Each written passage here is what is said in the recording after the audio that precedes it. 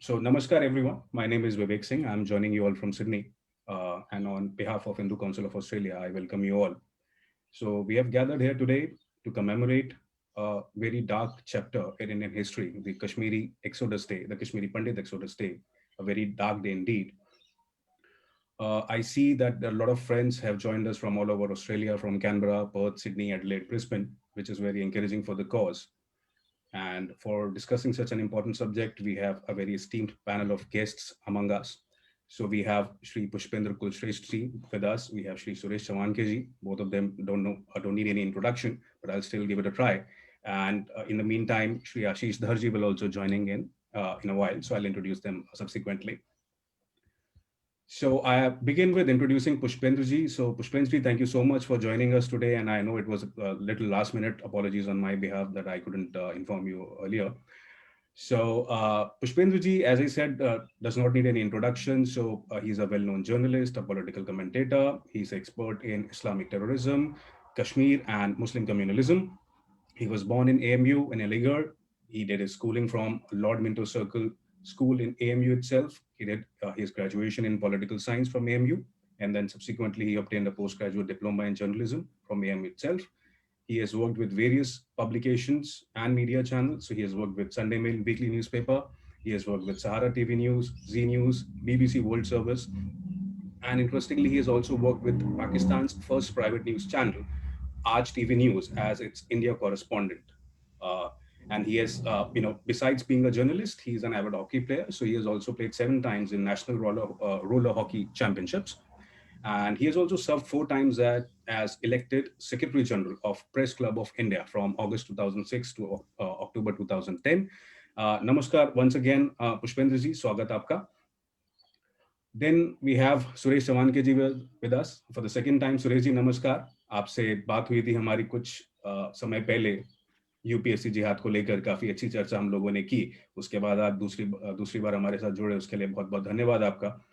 सो सुरेश जी का भी इंट्रोडक्शन का कुछ ऐसी आवश्यकता तो नहीं है, बट फिर भी थोड़ी कोशिश करता हूँ. As we all know, he is the chairman and the managing director and also the editor in chief of the Sudarshan news channel. And he's also the anchor for the very famous and very popular show Bindas Bol on his channel. हमने अपनी चर्चा में कुछ महीनों पहले जिक्र किया था यूपीएससी जिहाद का, वो बिंदास बोल का प्रोग्राम, जिसको बैन भी किया गया गवर्नमेंट के थ्रू, कोर्ट्स के थ्रू, अलग अलग एजेंसीज के through. But finally Suresh ji ने जो अपना वेल रिसर्च्ड एक प्रोग्राम था वो हम सबके सामने रखा, और आज भी इस बहुत ही इंपॉर्टेंट सब्जेक्ट के ऊपर वो अपने विचार हमारे साथ रखेंगे. सुरेश जी, आपका बहुत बहुत स्वागत है. Initially, Major Gauravare was also supposed to join us, but unfortunately, he won't be able to make it today because he called me and mentioned that he is in interior parts of the Kashmir Valley right now with limited internet connectivity. So he has apologized for his absence. And I told him that he'll be sorely missed. We were all looking forward to hear from him. But nevertheless, we have a very esteemed panel, as I said, who will be sharing their thoughts, and let's hear from them. So Suresh ji, शुरुआत आपसे करते हैं. भाषा का कोई यहाँ पर ऐसा कुछ रूल नहीं है जहाँ पर आप इंग्लिश हिंदी जिस भाषा में आप बात करना चाहें कर सकते हैं. हमें अच्छा लगेगा आप हिंदी में बोलें. तो शुरुआत करते हैं सुरेश जी इस बात से कि एक ऐसा इवेंट, हिंदुस्तान का, आजाद भारत का एक पहला ऐसा एक्सोडस, या कहीं एकमात्र ऐसा एक्सोडस किसी एक कम्युनिटी का जो उनकी एथनिसिटी के ऊपर बेस्ड था, वो हुआ. उसके बाद एक ऐसा काला अध्याय भारत के इतिहास में जुड़ा जिसको आज तक हम भुला नहीं पाए. आज 30 साल उस हादसे को हो गए. तो इस पूरे मुद्दे पर आपके क्या विचार हैं? आप क्या हमारे साथ शेयर करना चाहेंगे? पहले तो आदरणीय पुष्पेंद्र जी, आप पूरी टीम जो विदेश में बैठकर भी हिंदुस्तान के लिए, जिनके हृदय में हिंदुस्तान ही धड़कता है, दोनों ही होता है, और इसलिए विभिन्न समय पर आप लोग जो चिंता करते हैं, इसके लिए आपका मैं पहले आभार व्यक्त करते हुए अपने विचारों को रखता हूँ. आज आप कश्मीर से जो हिंदुओं को निष्कासित किया गया, उसका दिवस हम मना रहे हैं. लेकिन हम ऐसे दिवस कब तक मनाएंगे, और हमारे दिवस मनाने की शैली को नहीं बदलेंगे तो हमको फिर ऐसे भी दिवस मनाने पड़ेगी कि बंगाल से निष्कासित हिंदुओं का दिवस मनाते हैं, फिर केरला से निष्कासित हिंदुओं का दिवस मनाते हैं, फिर पश्चिम उत्तर प्रदेश के कैराना से निष्कासित हिंदुओं का दिवस मनाते हैं। हिंदुस्तान में 1000 से ज्यादा ऐसे मिनी पाकिस्तान है जहां से ऑलरेडी हिंदू निष्कासित हो ही चुका है। और कश्मीर क्या, हम थोड़ा पीछे जाएंगे तो फिर बंगाल से निष्कासित हिंदुओं का दिवस मनाना चाहिए। पाकिस्तान से आज भी निष्कासन जारी है। सबसे बड़ा निष्कासन, विश्व का सबसे बड़ी हत्याएं और जो विभाजन के समय हुआ था उसको 14 अगस्त को हम मनाते ही हैं। तो हम उन महापुरुषों के वंशज जिन्होंने विश्व पर राज किया, बुद्धि से भी और राज्य से भी, सामर्थ्य से भी, तलवार से भी, उनके वंशज को हमको हो क्या गया है कि हम केवल दिन मना रहे हैं और 30 साल से दिन मना रहे हैं। मैं तो 5 साल पहले कश्मीरी भाइयों के, कश्मीरी हिंदुओं के एक बड़े कार्यक्रम में गया था, सारे संगठनों ने मिलकर किया था। तब मैंने उनको यही प्रश्न पूछा था कि आपकी तो पहली पीढ़ी, जो आपके पिताजी और उस समय जिनकी उम्र 30 साल होगी, अब तो 60 हो गए, अब उनके लिए तो ये विषय करीब करीब समाप्ति की दिशा में है। आपकी दूसरी पीढ़ी जिसने बचपन में ये सारा निष्कासन देखा है, उनके लिए ये अभी भी मुद्दा है, लेकिन अब 20 साल बाद आप भी बूढ़े हो जाएंगे, आपके लिए भी ये मुद्दा समाप्त हो जाएगा। तो क्या हम ऐसे ही दिन गिनते रहेंगे और हमारे हाथ से एक एक राज्य, एक एक क्षेत्र, जो कि यूरोप के देशों से बड़े बड़े आकार के भूभाग को हम हमारे देश से ऑलरेडी छोड़ चुके हैं। तो दिन हम मना रहे हैं, बहुत अच्छी बात है, क्योंकि हमको याद रखना है कि हमारे साथ क्या हुआ है। लेकिन हम केवल अब तक क्या हुआ उसके लिए रोते रहेंगे या किसी ठोस उपाय के साथ एक एक्शन प्लान लेकर हम बात करेंगे कि इस तारीख तक हमको ये चाहिए, नहीं होता है तो हम ये करेंगे। किसी दिन तो हमको हमारा एजेंडा डेडलाइन के साथ सरकारों के सामने रखना पड़ेगा। नहीं तो मित्रों, भले ही नरेंद्र मोदी जी प्रधानमंत्री हो, इतना महापुरुष, इतना ऐसा शायद ही हमको आने वाले दिनों में मिले, क्योंकि आने वाले दिनों में तो हिंदू इस संख्या में घट रहा है कि शायद ही उसके बाद अब हमको कितने वर्ष और प्रधानमंत्री हिंदू मिलना है, इस पर भी सोचना पड़ेगा। ऐसी स्थिति में मोदी जी जैसे महापुरुष के प्रधानमंत्री होते, लौह पुरुष, आधुनिक लौह पुरुष अमित शाह जी जैसे व्यक्ति के गृह मंत्री होते, और आज हम देश में इतने संख्या में होते हुए भी अगर हम केवल विक्टिम कार्ड, अगर हम केवल रोने का काम, हम केवल ऐसा हुआ था, इतना तक सीमित है, without any action program with deadline, तो फिर मुझे लगता है कि फिर हम तो इतिहास होने वाले हैं। हम हमारे इतिहास की गलतियों से कोई भविष्य का नव हिंदुस्तान बना पाएंगे, ऐसा नहीं है। ये केवल आप आयोजकों को मैं नहीं कह रहा हूं, इसमें हम पूरा हिंदू समाज आता है, क्योंकि हम सब लोग मिलकर यही तो कर रहे हैं पिछले 30 साल से। देश के सर्वोच्च न्यायालय ने कश्मीरी हिंदुओं के विषय में कहा कि अब तो सबूत भी नष्ट हो चुके होंगे, अब इस केस को क्या सुन सकते हैं, और उन्होंने इसको सुनने से मना किया। लेकिन इससे भी पुराने मामलों को सुनने वाले देश के सुप्रीम कोर्ट को हम इसके लिए मजबूर नहीं कर पाए कि वो कश्मीर पे सुने। सरकार, कोर्ट तो छोड़िए, ब्यूरोक्रेसी क्या कर रही है, राजतंत्र की निंदा करने वाले में लोकतंत्र क्या कर रहा है। हमारे पूरे तंत्र में हिंदू विरोधी सिस्टम लगी हुई है, और इस पूरा जो हिंदू विरोधी तंत्र है ये हमको न्याय दे सकता है क्या? हमको इस तंत्र में दुरुस्त करके कुछ मिलेगा या इस तंत्र को बदल के मिलेगा, और फिर दोहराता हूं कि किस डेडलाइन तक मिलेगा? ये अगर हम तय नहीं करेंगे तो फिर हमारे ये सारे प्रयास टोकन स्वरूप के हैं, और कोई भी युद्ध टोकन के स्वरूप में लड़कर जीता नहीं जा सकता। वो एक लक्ष्मण रेखा को पास करके ही जीता जा सकता है, और उसका अंतिम लक्ष्य विजयी पताका फहराना होता है। हमारे इन तमाम सारे एग्जोडस की या सारे निष्कासन की या सारे, हम तो पराजित ही है ना, वहां से हमको निकाला तो हम उस भूभाग में तो पराजित ही है। तो हमारा विजय वास्तविकता तभी होगा जब हम वहां दोबारा जाकर बैठेंगे। तो ये हम कब बैठेंगे, उसका दिन क्या है, उसके लिए हम जो योजना बना रहे, क्या वो तंत्र इसको स्वीकार कर पा रहा है? हमारे साथ पुष्पेंद्र जी जैसे विद्वान भी आज है, और आप लोग भी इतने सारे दूर बैठकर जब चिंतन करते हैं, समय निकाल कर इस पे जुड़ रहे, तो आप लोगों ने भी कुछ सोचा होगा। मेरा इस जुड़कर केवल एक ही आग्रह, जुड़कर मैं जो कहना चाहता हूं, मैं कहना चाहता हूं कि टाइम लाइन की ये डेट, और अब इस डेट तक हमको ये चाहिए, अगर आपके रास्ते से नहीं मिलेगा तो फिर हम हमारा रास्ता तय करेंगे कि हमको क्या करना है। तो ये हम तय कर पाए, इस वर्ष तय कर पाए तो शायद हम जल्दी उसको पहुंच पाएंगे, अन्यथा अगले साल आप फिर मुझे निमंत्रित करेंगे, पुष्पेंद्र जी को करेंगे और किसी को करेंगे, या हमें नहीं करेंगे तो और किसी को करेंगे, फिर यही बातें होंगी। हम सारे आंकड़े दोहराएंगे कि हमारे इतने लोग निकाले गए, हमारे साथ यह अन्याय हुआ, हम हमारी वो स्टोरिया चलाएंगे, फिर इमोशनल होंगे, फिर बदल जाएंगे, फिर अगले किसी दिन के लिए हम यही बातें करते रहेंगे। ऐसा करना है, या किसी दिन इसी पीढ़ी ने जो इस वक्त सुन रही है इस वेबिनार में, और इस प्रकार के कल 19-20 तारीख तक सारा विश्व भर में जो सारे हिंदू इस दिन को मनाएंगे, वो किसी डेडलाइन तक पहुंचेंगे, ये तय करना है। जो सब मिलकर डेडलाइन बनाएंगे, उसके लिए साम दाम दंड भेद, इन सब चीजों के साथ सुरेश चौहान के पूरा सुदर्शन चैनल आपके साथ है। ये तय करिए। हम सब कुछ निर्भरता अगर सरकारों पे छोड़ेंगे, सारी निर्भरता अगर हम कोर्ट, न्यायतंत्र और उन पर छोड़ेंगे, कभी होने वाला नहीं। दुर्भाग्य से पिछले 70 सालों में इस देशवासियों के इच्छा, अपेक्षाएं और योजनाओं के अनुसार कुछ नहीं हो रहा है। हो तो रहा है, उन्होंने क्या प्लान किया है उस आधार पे हो रहा है, क्योंकि उनके पास सैकड़ों साल का प्लान है। वो भारत में आता है और कहता है 2002 में कि हमने पहले शताब्दी में यूरोप को ईसाई बनाया, दूसरे शताब्दी में हमने अफ्रीका को बनाया, और तीसरी शताब्दी में, मतलब जो चल रही है, इसमें हम एशिया को बनाएंगे। हिंदुस्तान के अखबार उसकी हेडलाइन बनाते, कोई विरोध नहीं होता। भाई उनके पास तो शताब्दी का प्लान है, हमारे पास शताब्दी है क्या? हमारे पास तो 10-15 साल बाद हिंदुस्तान का प्रधानमंत्री मुसलमान होने वाला है। तो ऐसी स्थिति में कश्मीर और हम क्या क्या वापस ले पाएंगे, या जो है वो भी खो देंगे। हमारे कई आज इस विचार के, राष्ट्रवादी हिंदूवादी विचार के लोग तो कहने लगे कि भाई जो बचता है वो रख लो और विभाजन कर को दूर करो। क्या फिर हम ऐसा करेंगे? मैं तो नहीं करूंगा।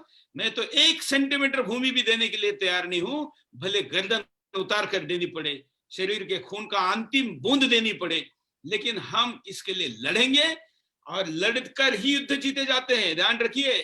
ये पेपर पर और भाषणों पर युद्ध नहीं जीते जा सकते। आप भाषणों से अपनी सेना को, अपने योद्धाओं को कितनी प्रेरणा दे सकते हैं, जो शत्रु को पराजित करने की क्षमता अर्जित करे, पराक्रम करे, विजय प्राप्त करे, वो भाषण है तो उपयोग है। अन्यथा रुदाली के लिए विश्व में रुदाली करने वालों को कहीं पर भी याद रखा नहीं जाता है। आप स्वयं याद सोचिए कि दुनिया के ऐसे निष्कासित कितने लोगों को आप जानते हैं, कितनी सभ्यताएं समाप्त हुई, लेकिन आज हिंदू सभ्यता, हिंदू समाज, हिंदू लोग, आज हम जितने बचे हुए हैं, इस रास्ते से तो हम बचेंगे ऐसा मुझे नहीं लगता है। समस्या हम सब जानते हैं, और इसलिए मैं उस पर ज्यादा बात करने की दिशा है। आप सब बुद्धिजीवी मिलके, देश के हिंदूवादी लोग मिलके, मैं आजकल किसी भी समस्या पे जब भी बात करता हूं तो कहता हूं कि उपाय की दिशा में बात करिए। तो उपाय के लिए एक लक्ष्य तय करना पड़ेगा। वो लक्ष्य क्या डेट हो? क्या हम ये कह सकते हैं कि देश की तथाकथित स्वतंत्रता की 75वीं वर्षगांठ हिंदुस्तान मनाने जा रहा है 2.5 साल बाद?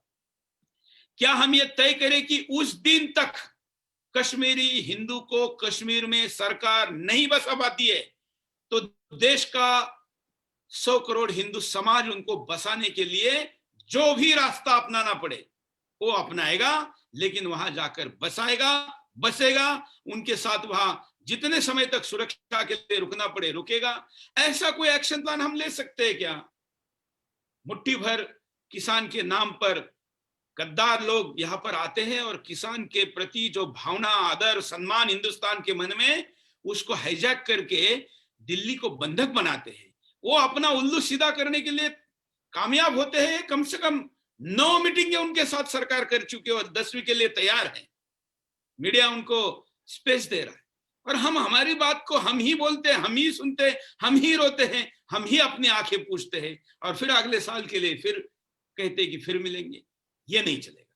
मुझे लगता है पुष्पेंद्र जी के साथ आप सब लोग मेरे इस बात से सहमत होंगे, और ये कोई बहुत लंबी और बहुत शॉर्ट भी डेडलाइन नहीं है। 2.5 साल का मतलब करीब हम 700 और 700-800 दिनों की मैं बात कर रहा हूं। क्या हम 700-800 दिनों की कैलेंडर योजना बनाकर कश्मीरी हिंदू भाइयों को कश्मीर में स्थायी रूप में बसाने, उनकी अपनी संपत्ति उनको हैंडओवर करवा के देने, उनके अधिकारों को उन तक पहुंचाने, इसके लिए सरकार को जो करना है सरकार करे, हमको जो करना है हम उस पर काम करें, सब मिलकर एक योजना बनाए और एक दिशा में जाए। ऐसा क्यों नहीं हो सकता? हो सकता है, ये मेरा विश्वास है, क्योंकि मैं जब छत्रपति शिवाजी महाराज जी को पढ़ता हूं तो मैं देखता हूं कि उनके स्वयं पिताजी आदिल शाही में सरदार थे, लेकिन बेटे छत्रपति शिवाजी महाराज ने समस्त हिंदुस्तान को इन आतताइयों से मुक्त कर कर हिंदू साम्राज्य बनाने का स्वप्न रखा और अपने कम आयु के जीवन में उसको पूरा किया। और अपने जीवन में जो पूरा किया तो किया ही, लेकिन उनका सपना केवल 76 वर्षों में उनके सिपाहियों ने पूरा करके दिल्ली पर भगवा फहराया। देश से मुगलों की, मुसलमानों की, जितने भी जिन जिन देशों से आए थे उन सबको इस देश से निकाला। जब ब्रिटिशर्स इस देश में दिल्ली पर जब झंडा उन्होंने लगाया तो मुगलों का नहीं उतारा था, भगवा उतारा था।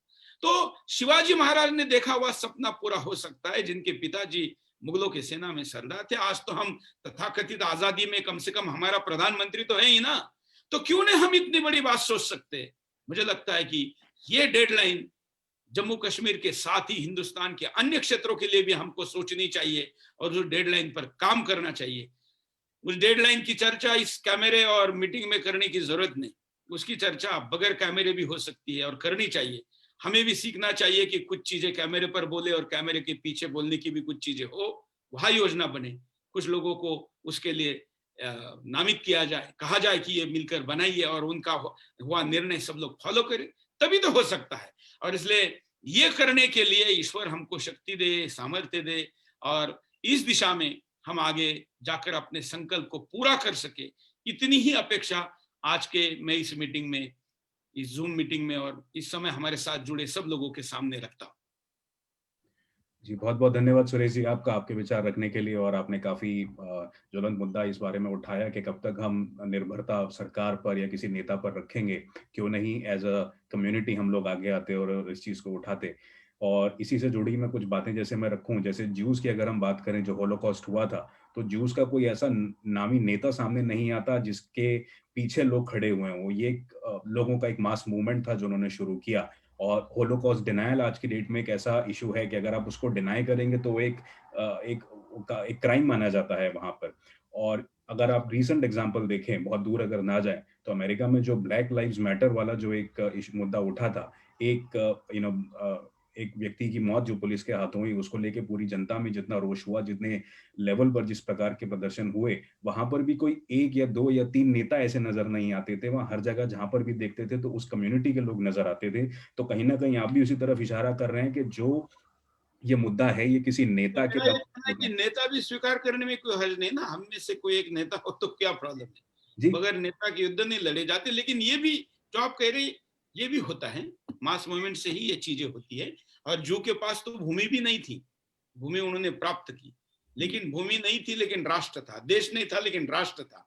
हमारे पास देश है लेकिन राष्ट्र नहीं है। क्या हम सच में राष्ट्र भावना के परीक्षा में पास होते हैं? नहीं होते। और इसलिए जब तक राष्ट्र भावना नहीं है तब तक भूमि अर्थात देश सुरक्षित नहीं रहता। इसलिए विश्व के कई कई देशों के पास देश नाम की व्यवस्था थी लेकिन राष्ट्र नाम की व्यवस्था नहीं थी, तो देश समाप्त हो गया। हमारे पास कम से कम दोनों कुछ मात्रा में अभी है।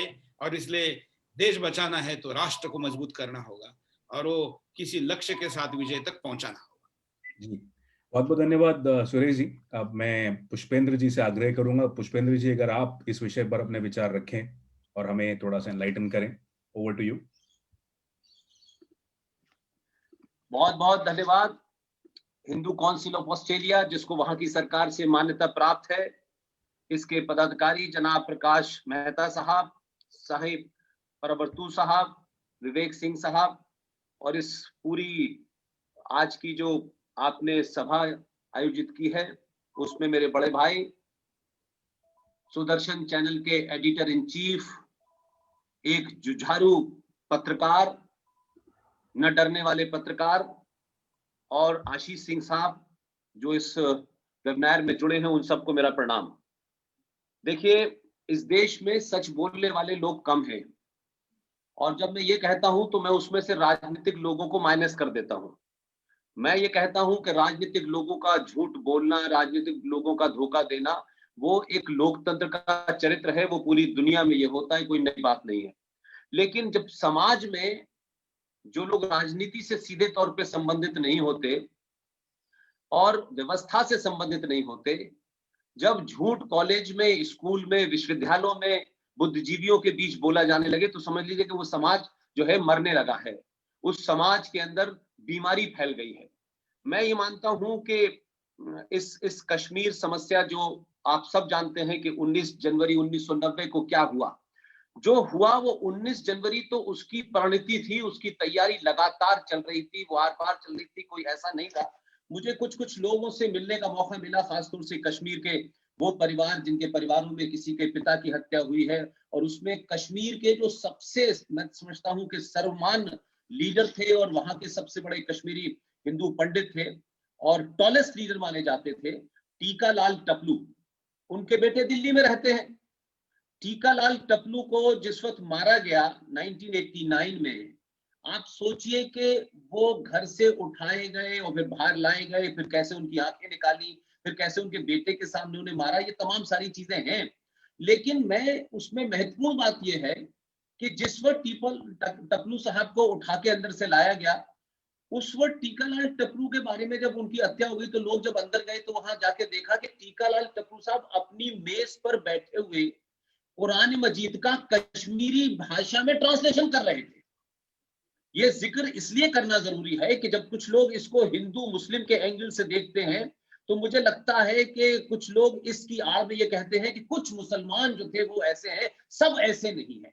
मैं ये कहना चाहता हूं कि चाहे गिरजा टिक्कू हो, चाहे जस्टिस नीलकांत हो, जिस तरीके से उनको मकबूल भट्ट जो जेकेएलएफ का चीफ था, जिसने अमीर चंद नाम के इंस्पेक्टर की हत्या की थी, उसकी हत्या में उन्होंने उनको सजाए मौत दी थी, फिर किस तरीके से उन पे सड़क की उनके ऊपर खुलेआम हत्या कर दी गई।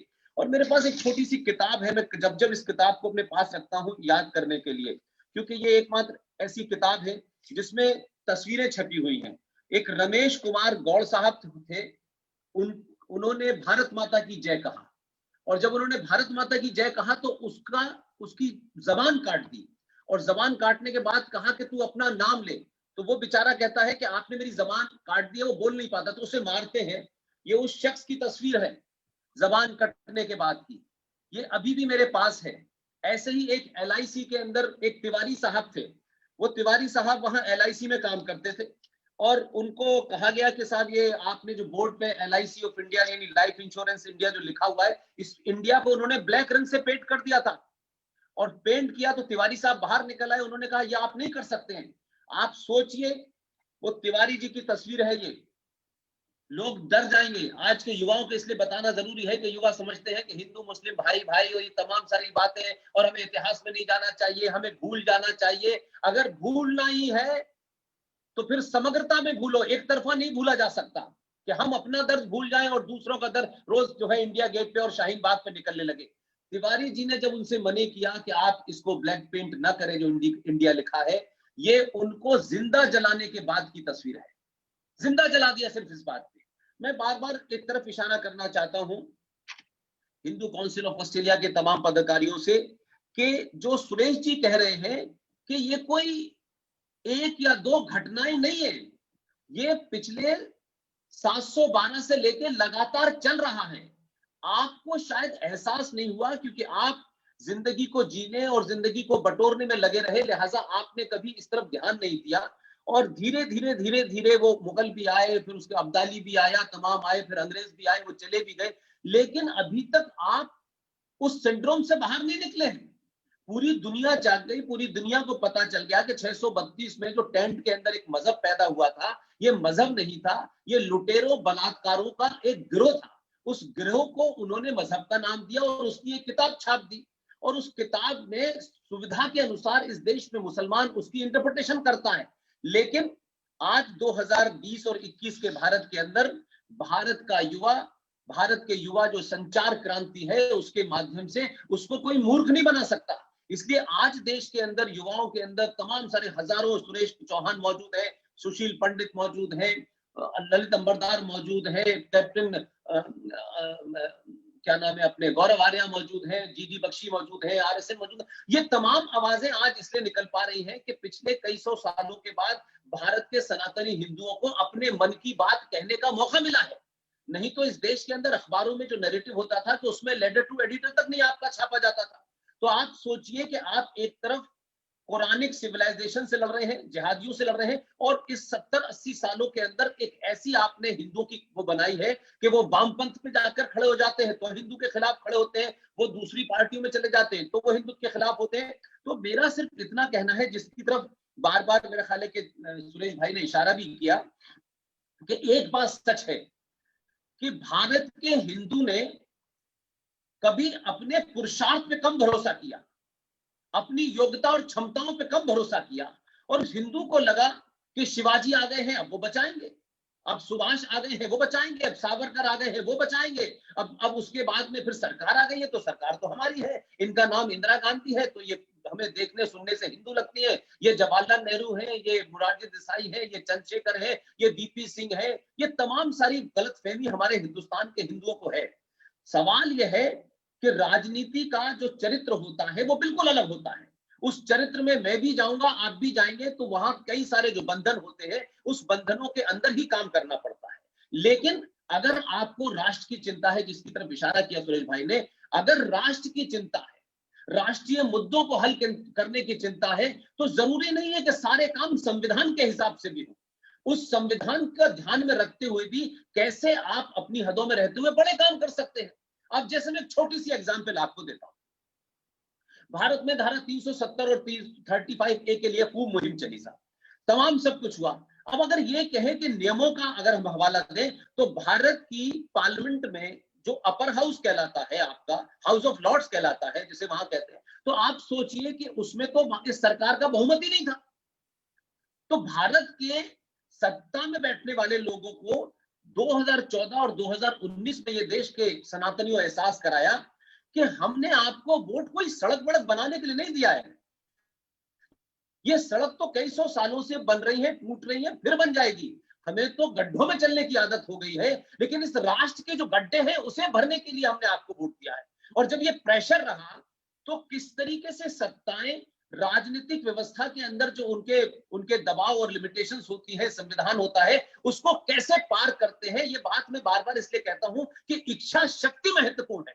आप बहाना ले तो फिर बहाना तो इस बात का भी हो सकता है कि आज सूरज नहीं निकला तो आज काम नहीं होगा, कल ये नहीं हुआ तो आज ये नहीं होगा। तो आपने भारत के इतिहास में, भारत की संसद के इतिहास में पहली बार कोई ऐसा बिल जो राज्यसभा में पहले आया, जिस बिल पे लोकसभा में पहले चर्चा होनी चाहिए थी, उसे राज्यसभा में लाए। अब राज्यसभा में क्यों लाए ये भी अपने आप में एक लोगों को गिमिक है, लेकिन मुझे उसकी बैकग्राउंड पता है और मैं उसे सार्वजनिक कहता हूं, मुझे कोई उसमें, क्योंकि वो बात अब सरे मंजर हो चुकी है। राज्यसभा में इस सरकार का बहुमत नहीं था, तब भी ये सरकार लेके आई उसमें। और ताज्जुब की बात यह है कि जब शाम कुछ भाषण हो गया गृह मंत्री का और जब उसमें वोटिंग हुई तो सरकार मेजोरिटी से जीत गई।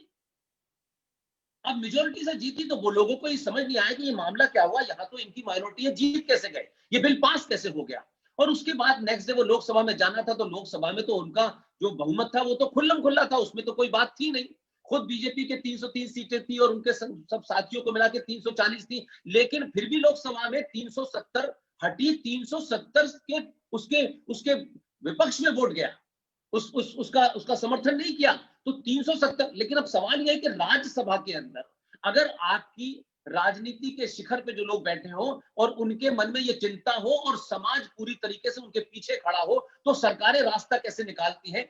तब मुझे पता चला कि 1-1.5 महीने पहले जो भारत के अंदर एक व्यवस्था बनी हुई है कि जो भारत के मेंबर ऑफ पार्लियामेंट हैं वो समय समय पर उनके डेलीगेशन जाते हैं, कहीं वो म्युनिसिपैलिटी का काम कैसा हो रहा है ये देखने जाते हैं, कहीं पानी की व्यवस्था देखने जाते हैं, ये वगैरह चलता रहता है, ये रूटीन मैटर है। लेकिन सत्ता में बैठे हुए लोगों को आपका दबाव और राष्ट्र के प्रति उनकी गंभीरता ने ऐसा मजबूर किया कि 1.5 महीने पहले उन्होंने कहा कि एक बहुत बड़ा डेलीगेशन जो है वो नीदरलैंड, स्वीडन जाएगा, वहां की जो है सड़कों की और पानी की और इस व्यवस्था को देख के आएगा। अब वो 1.5 महीने पहले प्लान बना और बनने के बाद उनका टाइम भी तय हो गया और वो चले भी गए बेचारे। अब उसमें किसी ने शायद मजाक में उस वक्त पूछा भी कि इसमें ज्यादातर लोग जो विपक्ष के हैं, तो उन्होंने कहा कि साहब मोदी जी का नारा है सबका साथ सबका विकास, तो इसलिए वो उसमें शायद कोई सरकार पक्ष का नहीं था। और 2 महीने प्लान बना और उसके बाद उनके लौटने का जो प्लान था उसके आने की टिकट भी ऐसी रखी गई कि जिस दिन लोग राज्यसभा में वो बिल रखा गया उस दिन वो सारे के सारे नीदरलैंड और स्विट्जरलैंड घूम रहे थे। अब जब पीछे मुड़ के विपक्ष के नेता ने देखा तो पता चला वहां तो सारे लोग गायब हैं। तो कभी कभी मैं ये कहता हूं कि अब इसे असंवैधानिक नहीं है, अब इसमें कोई ये कहे कि साहब ये तो असंवैधानिक है, मैं कहता हूं कि संवैधानिक है, लेकिन इच्छा शक्ति अगर आपकी होगी तो आप कैसे रास्ता निकालते हैं। इसलिए 370 राज्यसभा में पास हो गई और लोकसभा में सबको मालूम था कि इनका खेल खला खेल फरक्काबाजी है, तो यहाँ तो कुछ होने वाला नहीं। तो ये बात तो रही कि आप सत्ताओं को कैसे चुनते हैं। दूसरी बात यह है कि कश्मीर के मुद्दे को लेकर के आज भी मैं ये बात इसलिए कह रहा हूं कि आज भी कश्मीरी हिंदुओं में बड़ा भ्रम है, आज भी कश्मीरी हिंदू उस भ्रम से बाहर नहीं निकल रहे। हो सकता है कि बहुत सारे लोग चले गए हो, 1990 की त्रासदी देखी हो, उनके बच्चों ने देखी हो, लेकिन आज भी मेरे पास नहीं देखी, वो ऐसा था, वो वैसा था, वो पाकिस्तान से आए थे। आज भी बहुत सारे कश्मीरियों को रहमान भाई पे, असगर भाई पे, यासीन भाई पे बड़ा भरोसा है। तो ये जो सिंड्रोम है कि आप जिन चीजों से लड़ रहे थे, और ये भी मैं बता दूं कि जो आज की जनरेशन है कश्मीर की, उनको पता होना चाहिए कि ये जो 1990 को हुआ 19 जनवरी को, ये उनका 7वां एक्सोडस था, ये 7वां पलायन था उनके इतिहास में कश्मीरी पंडितों के। तो ये नहीं था कोई नहीं। लेकिन मैं कहता हूं कि कैसी कैसी देश में हमारे लोग हैं कि लोग एक गलती करते हैं जिंदगी में दोबारा रिपीट नहीं करते, लेकिन हम गलती करने के आदी हो चुके हैं क्योंकि हमारे डीएनए में ये चला गया है कि नहीं, हमें लड़ना नहीं है, दिल जीतना है। तो दिल तो भाई इस देश में पृथ्वीराज चौहान ने भी जीता था, लेकिन हम नहीं बदल पा रहे हैं। तो सब सत्ता बदली है आपने, समाज की बदलने की जरूरत है। और मैं बार बार कहता हूं कि जो बात चौहान साहब ने कहा कि पूरे देश में 1000 से ज्यादा कश्मीर बन चुके हैं, आज भी मैं आपके सामने एक बात रखना चाहता हूं जो शायद हमारी पूरी टीम ने तैयार की है, सुरेश भाई, कि मई 2014 से लेकर के दिसंबर 2019 तक हमारे देश में कुछ बातें हो रही हैं और हम ये समझ रहे हैं कि दिल्ली में राहुल राजपूत को मार दिया, अंकित सक्सेना को मार दिया, वहां उसको किसी लड़की को मार दिया। ये घटनाएं तो वो घटनाएं हैं जो दिख जाती हैं क्योंकि दिल्ली में होने वाली घटना दिखती है। एक पूरा हमने डाटा तैयार किया है, फैक्ट के साथ किया है, एफआईआर के साथ किया है, पुलिस रिपोर्टिंग के साथ तैयार किया है, किस तरीके से ये इस्लामिक कुरानिक ताकतें किस अंदाज में किस ऑर्डर के साथ काम कर रहे हैं। हिंदू सनातनी वो सोच ही नहीं पा रहा है, उसके इमेजिनेशन से बाहर है और वो इतने ऑर्गेनाइज तरीके से है। उसमें हम लोगों ने एक टर्म निकाली है कि ये जो आप देखते हैं कि यकायक राजस्थान के अंदर किसी आदमी ने नरेंद्र मोदी के कहने से थाली बजाई और उसने तो थाली बजा दी, बात खत्म हो गई, लेकिन पता चला थाली बजाने में उसके मोहल्ले के 5 लड़कों ने मिलकर के उसकी कुल्हाड़ी से हत्या कर दी। अब वो कहीं खबर नहीं बनी, वो अखबार में खबर नहीं आई, लेकिन वो आदमी मर गया, खत्म हो गई कहानी। इसी तरीके से देश में 2014 से लेकर दिसंबर 2019 तक पूरे देश में 182 हिंदू, जिसमें दलित भी है, जिसमें वाल्मीकि भी है, जिसमें यादव भी है, जिसमें ठाकुर भी है, जिसमें ब्राह्मण भी है, 182 लोगों का data with fact with figure, किस शहर का था, कब मारा, किस बात पे मारा और क्या उसके साथ हुआ। ये 182 हिंदू इस देश में पिछले मोदी सरकार के आने से लेकर दिसंबर में मरे, लेकिन इनके बारे में चर्चा नहीं हुई। लेकिन एक अखलाक मर गया तो पूरी दुनिया में मॉब लिंचिंग हो गई, सुप्रीम कोर्ट जाग गई, देश के बुद्धिजीवी जाग गए, लोगों ने अवार्ड वापस कर दिए, यूएनओ तक बात चली गई, जेनेवा तक बात चली गई। ये मैं सिर्फ इसलिए कह रहा हूं कि अगर आप उस प्रवृत्ति को नहीं समझेंगे, उस सोच को नहीं समझेंगे, तो आप सिर्फ स्यापा और रुदाली के अलावा हमारे भाग्य में कुछ नहीं लिखा होगा। इसलिए मैं बार बार कह रहा हूं कि ये बात चर्चा करें, हमेशा कुछ मुद्दों के माध्यम से बात होती है, लेकिन क्या भारत में दुनिया का सबसे बड़ा एक्सोडस और पलायन सिर्फ किसी जाति या किसी कम्युनिटी के उसकी पूजा पद्धति और उपासना के कारण ऐसा जघन अपराध विद इन द कंट्री नहीं हुआ होगा, और कम से कम मॉडर्न डेज में तो बिल्कुल नहीं हुआ होगा। वो हुआ, ये देश चुप बैठा रहा, ये देश खामोश रहा, ये देश का मतलब है ये समाज खामोश रहा, और सरकारों में बैठा हुआ गृह मंत्री 2 दिसंबर 1989 को शपथ लेता है वीपी सिंह की सरकार के अंदर। किन दबावों में वो बनाया जाता है। वीपी सिंह मंडल कमीशन लागू करके भारत के हिंदू समाज को तोड़ने में लगा हुआ था, और 2 दिसंबर 1989 को इसी कश्मीर का ये जो महबूबा मुफ्ती है इसका बाप उस तरीके से भारत का पहला गृह मंत्री बना, और 2 दिसंबर को उसने शपथ ली। 8 दिसंबर को उसके घर के अंदर एक लड़की उसकी गायब हो गई, उसका नाटक रचा गया और अंतरराष्ट्रीय 4 आतंकवादियों को छोड़ दिया गया। फिर गुलाम नबी आजाद के घर में कोई किडनैप हो गया। ये सारी जो किडनैपिंग थी ये ऑर्केस्ट्रेटेड थी, और यकायक फौरन के फौरन 27 आतंकवादी 10 आतंकवादी छोड़े, और 2 दिसंबर को जिसने शपथ ली उसने 19 जनवरी 1990 को भारत की धरती पर उस मूल निवासियों के जो कश्यप ऋषि के असली वंशज थे, उन्हें जिहादियों ने, मुसलमानों ने, इस कुरानिक सभ्यता ने अपने पड़ोसियों के साथ रेप करके, मर्डर करके, हत्याएं करके देश छोड़ने के लिए मजबूर किया और पूरे देश में फैल गए। लेकिन उसके बावजूद भी जब मैं आज जगह जगह जाता हूं, साउथ में गई, तो लोगों को यह घटना पता नहीं है। तो ये सरकारों का नहीं है, ये मंत्री का काम नहीं है कि वो ये घटना बताए। वो उस कम्युनिटी को आप लाख गाली दे लीजिए, लाख उसके बारे में कुछ कह लीजिए, हो सकता है कि वो सीओ प्रोड्यूस न करते हो सकता है कि वो मार्च पर न जा रहे हो, लेकिन वो अपने एजेंडे और अपने हितों को समझते हैं। कब कहां किसके साथ संबंध बनाने से, कब कहां किसके साथ बैठने से, कब किस तरीके की बात कहने से हमारा जो लास्ट एजेंडा है वो पूरा होगा। हम तत्कालिक लोग सत्ताओं में आते हैं। आज कश्मीर में देखिए, नेता छोटे छोटे कामों में बिजी है। आखिर भाव पे भी तो राष्ट्रवादी लोग सरकार में थे। राष्ट्रवादी लोगों ने कभी इस मुद्दे को क्यों नहीं बनाया? राष्ट्रवादी सरकार वहां कितने दिन रही, नहीं रही, मुझे इसमें इंटरेस्ट नहीं है, लेकिन ये मुद्दा नहीं बना। लेकिन एक आदमी संभल से निकलता है और एक एमपी बन जाता है, लेकिन पूरे दुनिया के, हिंदुस्तान के मुसलमानों को मैसेज देता है।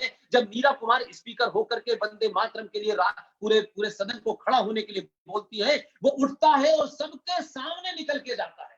ये सिर्फ एक शफीकुर रहमान बर्क जैसा दंगाई एमपी नहीं है, ये एक सोच है, ये एक मानसिकता है, ये एक विचार है, और वो पूरी दुनिया को देता है कि हमें कोई फर्क नहीं पड़ता अगर मेरी एमपीशिप जानी हो तो चली जाए, लेकिन मैं ये नहीं करूंगा। ये सिंबॉलिकली है। लेकिन हमारे यहाँ बड़े बड़े लोगों को देखा है, सिर्फ सत्ता में पहुंचने के बाद अपने निजी स्वार्थों को, निजी हितों को, और अगली बार कैसे सत्ता में बैठ जाए, अपने एक मकान की जगह 15 मकान कैसे कर ले, 4 गाड़ियां कैसे कर ले, हॉस्पिटल बन गया है तो उस हॉस्पिटल के अंदर कैसे जुगाड़ कर ले, एक्सप्रेसवे बन गया है तो उसके अंदर। तो इसके अलावा हमने कुछ और किया नहीं।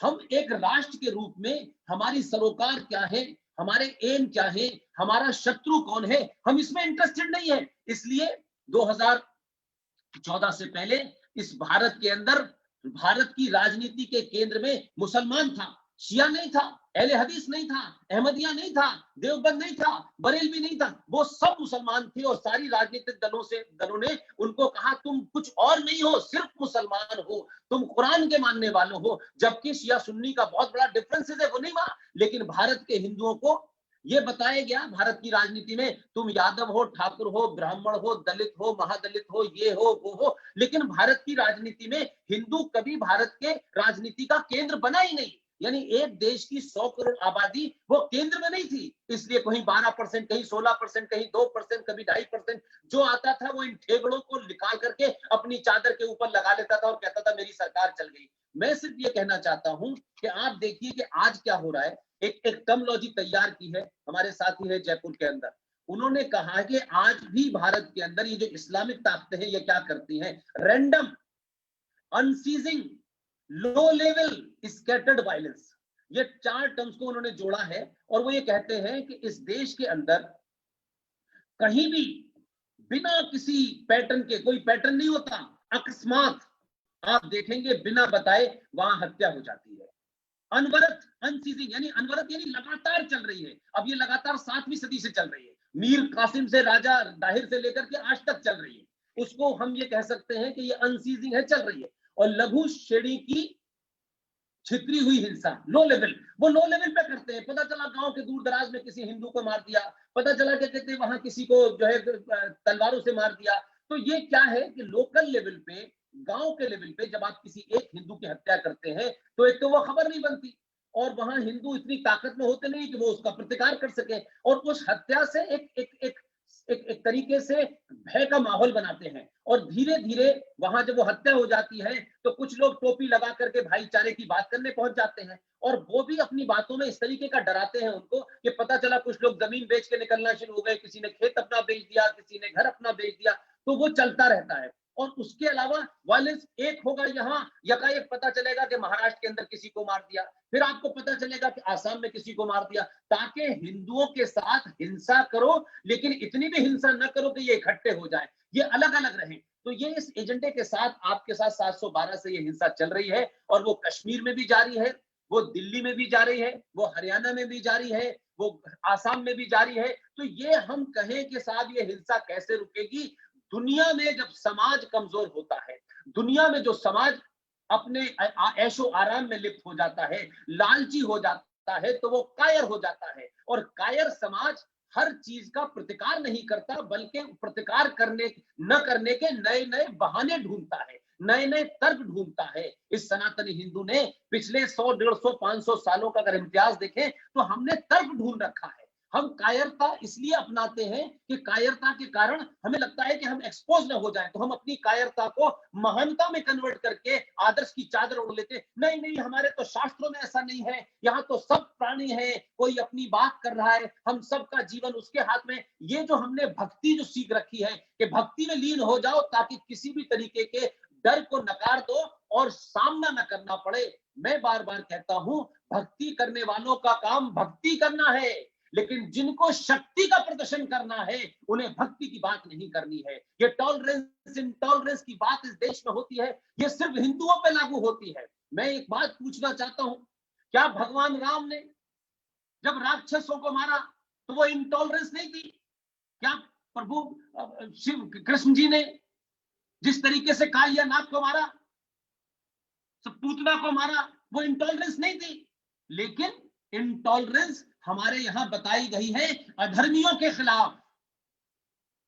आपको इंटॉलरेंस दिखानी है, पूरी ताकत से दिखानी है, लेकिन हमने समाज ये बिल्कुल ऐसे ही है कि जैसे सेना के किसी आदमी को सरहद पे खड़े हुए को हम ये कहें कि नहीं तुम्हें अहिंसक रहना है, तुम अहिंसावादी हो, तुम्हें टॉलरेंस दिखानी है। अगर सेना के उस आदमी से जो पुलिस के वर्दी पहने सेना की बॉर्डर पे खड़ा है, क्या हम उससे ये कह सकते हैं?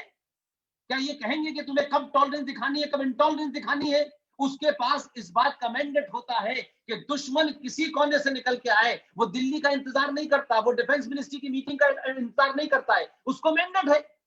तो सवाल ये है कि हमने इंटॉलरेंस किसको दिखानी है, किसको नहीं दिखानी है?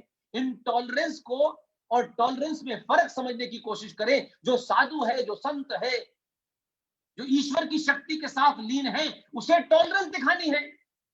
लेकिन समाज अगर किसी पागलपने की, जिहादी की, जो आपकी गर्दन काटने आया है, उसके प्रति आपको टॉलरेंस दिखाने के लिए किसने कहा है? आप टॉलरेंस दिखाएंगे तो आपकी गर्दन कट जाएगी। तो क्या दुनिया ये पूछेगी कि आप बहुत महान थे, आपने टॉलरेंस दिखाई इसलिए आप मर गए? तो आपने जो नियम आपको नहीं अपनाने थे वो अपना रखे आपने। इसलिए मैं बार बार कहता हूं कि देश, राज और राष्ट्र में फर्क होता है। जो जिसको जिसको अभी सुरेश जी कह रहे थे कि हमारे यहाँ राष्ट्र की कल्पना तो है ही नहीं।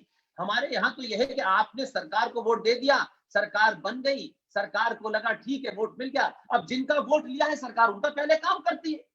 तो आपने कभी इस देश में सरकारें, कभी 100 करोड़ हिंदू सनातनियों ने अपने हितों को ध्यान में रख के दिया? क्या कहा आपने कि बाबर नाम का आदमी जो पूरी दुनिया के और मानवता के प्रति इंटॉलरेंट था, अब्दाली इंटॉलरेंट था, औरंगजेब इंटॉलरेंट था, लेकिन आप देखिए कि आज आपको यह पढ़ाया जाता है कि औरंगजेब ने तो यहाँ के टूटे मंदिरों को पैसा देके बनवाया। कितना बड़ा, एक तो आपको जिन्होंने मारा, जिन्होंने लूटा, जिन्होंने बलात्कार किया, जिन्होंने आपके घर परिवार को, उनको तो बताया जा रहा है महान, और जिन्होंने वो अत्याचार सहे वो आक्रांता बताए जा रहे हैं। तो उनका नैरेटिव आज नहीं, आज के हिंदुस्तान में नहीं, वो शुरू से चल रहा है। इसलिए ये चाहे अंसारी हो, चाहे सैयद हो, पठान हो, ये हो सकता है, लेकिन उनके उस नैरेटिव में सब एक साथ खड़े होते हैं। तो आप उस नैरेटिव को तोड़ नहीं पा रहे हैं। लिहाजा आप जब बात करते हैं तो आप बात करते हैं नहीं ये सेकुलर है, ये कम्युनल है, ये इंटॉलरेंट है। ये जो बीमारी है ये हमें पहली हुई है। तो कश्मीर जो हो रहा है, जो हुआ है, वो तो समग्रता में एक बार में हुआ और भारत के पहले मुसलमान गृह मंत्री की देखरेख में हुआ, तो उस पर तो चर्चा है, लेकिन उतनी चर्चा से भी पूरा देश नहीं जागा, पूरे देश में ये बात नहीं फैली। लेकिन मेरा कहना है कि कश्मीर तो इस देश में हर दिन हो रहा है, हर दिन हो रहा है, इस देश के किसी ना किसी जगह हो रहा है। और अब तो आपकी लड़ाई लड़ने वाले जो लोग हैं, चाहे अर्नब गोस्वामी हो, चाहे सुरेश के चौहान साहब हो, या और दूसरे लोग हो, अब तो उनको निशाना बनाया जा रहा है। और वो कितने शातिर लोग हैं कि उस पूरे खेल के पीछे वो हैं, लेकिन आपके नाम का आदमी उन्होंने आगे कर दिया है, जिससे कि उनका मंसूबा न समझ में आए। आज आपके दिल्ली के अंदर किसान बैठे हैं, ये किसान कौन है, कहां से आए हैं, कहां से रसद मिल रही है, कौन लोग इनके साथ में है, जो नमाज पढ़ के निकलता है और स्कूटर पे नकली पगड़ी लगा के फिर वहां जाकर के सौनिहाल करता है, तो वो फोर्सेस एजेंडे के तहत है। उनका बच्चा बच्चा जानता है कि उनका नुकसान किससे हो रहा है, लेकिन हमारे बुढ़े बुढ़े को नहीं पता, क्योंकि वो इतने तर्कों में, रीजन में, ये ऐसा है वो वैसा है, उसमें फंसे हुए हैं। क्योंकि हम स्वार्थी और लालची लोग हैं, हमें मानना चाहिए कि हम लालची लोग हैं, हम डरपोक लोग हैं और हमें डर बैठाया गया है। लेकिन मैं ये पूछता हूं कि जिस हिंदू के बारे में हम ये कहते हैं ये डरपोक है, जो हत्या नहीं करता, अपने सगे भाई की 1 इंच ज्यादा जमीन देने और लेने पे इस देश में 50-50 साल से मुकदमे चल रहे हैं, 50-50 लोगों की हत्याएं हो गई। जब वहां हत्या होती है तो वो हिंदू बहादुर हो जाता है, लेकिन जब सामने जिहादी और कुरान को मानने वाली शक्तियां खड़ी होती है तो वो चुप हो जाता है। इसलिए हम हैं तो, लेकिन हमें दूसरों से डराया गया है। इसलिए मेरा कहना यह है कि आप इस बात को ध्यान रखें कि ये जो पिछले दिनों से काफी मामला चल रहा है, जिसमें सुरेश के चौहान साहब कोर्ट भी गए और तमाम सारी बातें हुई हैं, लेकिन उसकी जड़ को समझिए। वो लोग कभी ये मांग नहीं करते कि हमारी मस्जिद बना दीजिए। कौन कह रहा है मस्जिद बना, उनको इंटरेस्ट नहीं है। अरे जिस दिन उनका राज होगा मस्जिदें होंगी। आप मंदिर की लड़ाई लड़ रहे थे 150 साल से, आपने मंदिर की लड़ाई लड़ ली, आपने जीत ली। आजकल उसके सिलसिले में बहुत सारा प्रकल्प भी चल रहा है, वो मंदिर बनेगा, करोड़ों का बनेगा, अरबों का बनेगा। लेकिन सुरेश भाई, विवेक भाई, प्रकाश भाई, मेरी इतनी सी छोटी सी इल्तिजा है कि आप मुझे बताइए कि अगर ये भव्य राम का मंदिर बन भी रहा है, मैं मानता हूं कि दुनिया का सबसे बड़ा मंदिर बनेगा, सबसे बड़ा भव्य मंदिर बनेगा, लेकिन क्या मैं इस बात के लिए आश्वस्त हो सकता हूं कि मेरे आने के बाद इस देश के अंदर जो इस चलते फिरते हिंदू सनातनी मंदिर हैं, अगर उनका पुरुषार्थ यही है, अगर उनके उनके उनके अंदर कोई जागृति नहीं है, अगर उनके अंदर कोई ताकत नहीं है, अगर वो मजबूत नहीं है, वो आर्थिक रूप से मजबूत नहीं है, वो सामाजिक रूप से मजबूत नहीं है, तो मैं मानता हूं कि आप कितना भी भव्य मंदिर बना लीजिए।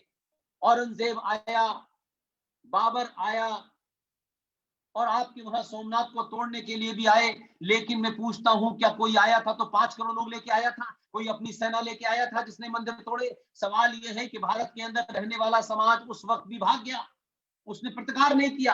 कुछ लोगों ने किया तो पूरे समाज ने नहीं किया। इसलिए मैं कह रहा हूं कि मंदिर कितना भी भव्य बनाए, अरबों खरबों रुपया उस पे लगा के बनाए, लेकिन ये मंदिर मंदिर रहेगा अगले 20 साल तक की नहीं, इसकी चिंता होनी चाहिए। इसलिए मैं कहता हूं कि मंदिर की नींव और मंदिर के भव्य बनने से ज्यादा जरूरी है कि इस देश में जो 90 करोड़ से 100 करोड़ जो मंदिर चलता फिरता हिंदू है, उसको मजबूत कीजिए, उसकी मानसिक ताकत को बढ़ाइए, उसकी आर्थिक ताकत को बढ़ाइए, उसमें बैठा हुआ डर बाहर निकालिए। अगर इस देश में हजारों करोड़ों अर्नब और सुरेश के चौहान नहीं होंगे, जीडी बख्शी नहीं होंगे, ये लोग अपनी पारी खेल के चले जाएंगे। लेकिन क्या हमने नेक्स्ट जनरेशन के लिए ऐसे लोग बनाए हैं जो इस पेट को इस पेट कहें, जो गंदे को गंदा कह सके, जो कुरान पे डिस्कस कर सके? क्या हमने ऐसे बहादुर पैदा करने की कोशिश की है? क्या समाज पूरा इन 10, 20, 15 लोगों के बल पे ही चलेगा?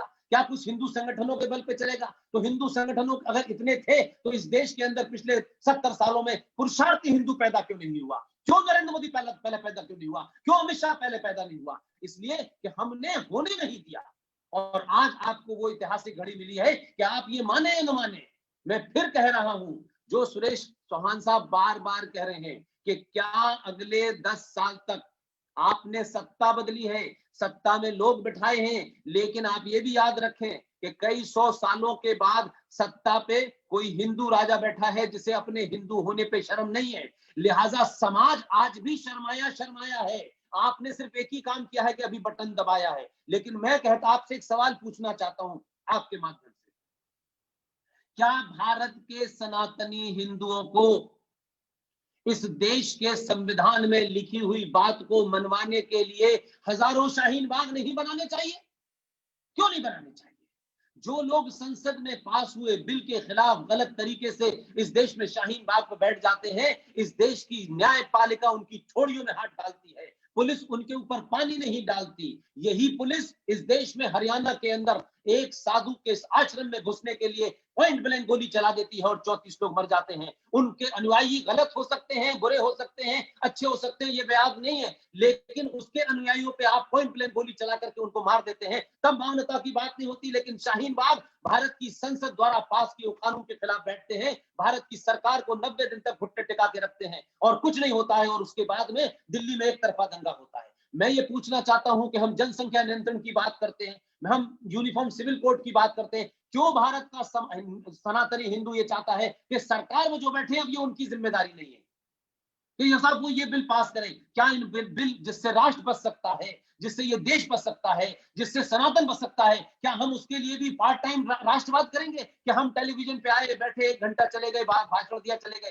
क्या 24 घंटे में से हम कितने घंटे उन मुद्दों के लिए जिससे राष्ट्र सुरक्षित हो सके, जिससे ये देश सुरक्षित? सरकारें सुरक्षित करना एक काम है, लेकिन राष्ट्र को सुरक्षित करना समाज की जिम्मेदारी है। लिहाजा वोट देने से सरकार बनेगी, वो सरकार अपने कायदे कानून से चलेगी, सरकारें संविधान से चलती हैं और समाज चलाता है राष्ट्र को। राष्ट्र कमजोर है, राष्ट्रवादी कमजोर हैं, उनके अंदर कायरता, लालच आ गया है और उन्होंने सोच लिया है कि अब नरेंद्र मोदी, अमित शाह की ठेकेदारी है, जिम्मेदारी है, अब सारा काम वही करेंगे, हम क्यों करेंगे? हम तो सिर्फ रोज बैठ करके ज्ञान देंगे कि आज ये करो, आज वो करो। आज भी देखिए खालिस्तानी ताकतें और कुरानिक जिहादी ताकतें हिंदुस्तान की सरकार को रोज चैलेंज कर रही हैं, पूरे देश में गंदगी फैला रखी है। 26 जनवरी जो हमारे लिए एक मंदिर की तरह है, उसको तोड़ने की और उसको डराने और उसको धमकाने और उसको विवादित करने की कोशिश कर रही है। लेकिन क्या 90 करोड़ हिंदुओं की, सनातनों की यह जिम्मेदारी नहीं है कि हम भी ये कॉल दें कि दिल्ली में 1 करोड़ हिंदू बैठेगा और सारे रास्ते जाम कर देगा और सरकार से कहेगा कि लोग नाजायज मांगों के लिए बैठते हैं, हम तो जायज मांग के लिए बैठे हैं।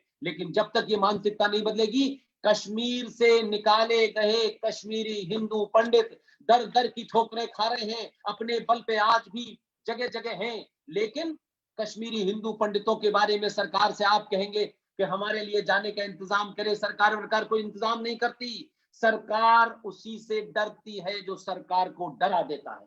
मैं आपसे पॉजिटिव सेंस में कह रहा हूं कि आप कश्मीरी पंडित, जंतर मंतर पे 89 से, मैंने 88 में अपना कैरियर शुरू किया, मैंने अपनी आंखों से देखा है। 89 से लेके आज तक मैं जागता हूं, आप हर बार वो दिवस मनाते हैं, उस दिवस मन रहा है। मैं पिछले 30 साल में बहुत सारे ऐसे चेहरे देखे जो अब उसमें नहीं है कि वो बीच बीच में बेचारे स्वर्गवासी हो गए। लेकिन ये सिलसिला कब तक चलेगा? क्या भारत के तमाम हिंदुओं की जिम्मेदारी नहीं है? क्या भारत के बंगाल में रहने वाले, आसाम में रहने वाले, मध्य प्रदेश में रहने वाले का ये जिम्मेदारी नहीं है कि कश्मीर के हिंदू की तकलीफ हमारी तकलीफ है? आप उनको गाली देते हैं, वो कहते हैं कि अगर मंगल ग्रह पे भी कोई मुसलमान रहा है तो उसकी जिम्मेदारी हमारी है, और वो भारत की विदेश नीति बदलवा देते हैं।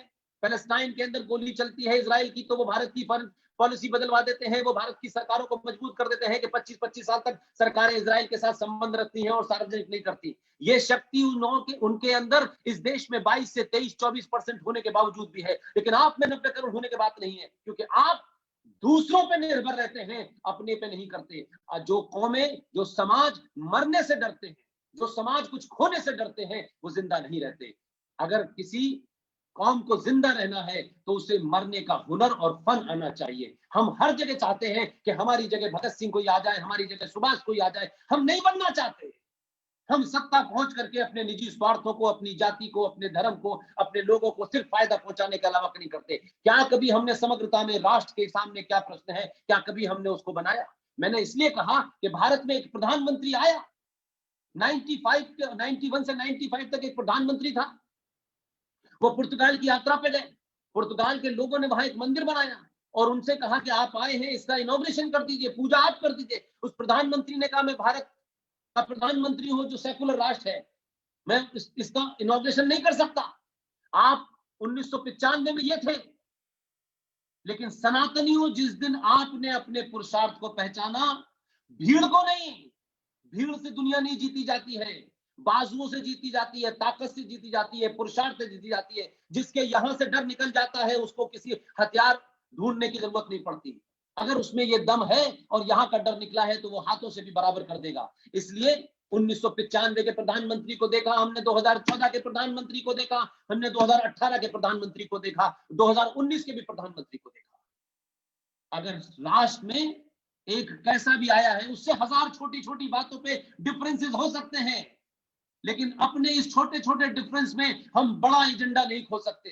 95 का प्रधानमंत्री भारत का पुर्तगाल में जाकर के एक मंदिर का इनॉग्रेशन करने से घबरा रहा था। आज संविधान भी वही है, प्रधानमंत्री का पद भी वही है, लेकिन प्रधानमंत्री के पीछे जो ताकत है, उसने अयोध्या के अंदर 8 घंटे तक पूरी दुनिया को बताया कि मैं भारत का प्रधानमंत्री हूं, ये मेरी संवैधानिक जिम्मेदारी है, लेकिन ये मेरी आस्था का प्रश्न है और मैं अपनी आस्था को संविधान से अलग करके यहां बैठा हूं। उसने पूजा की, तिलक लगाया, गेरुए वस्त्र के घूमा।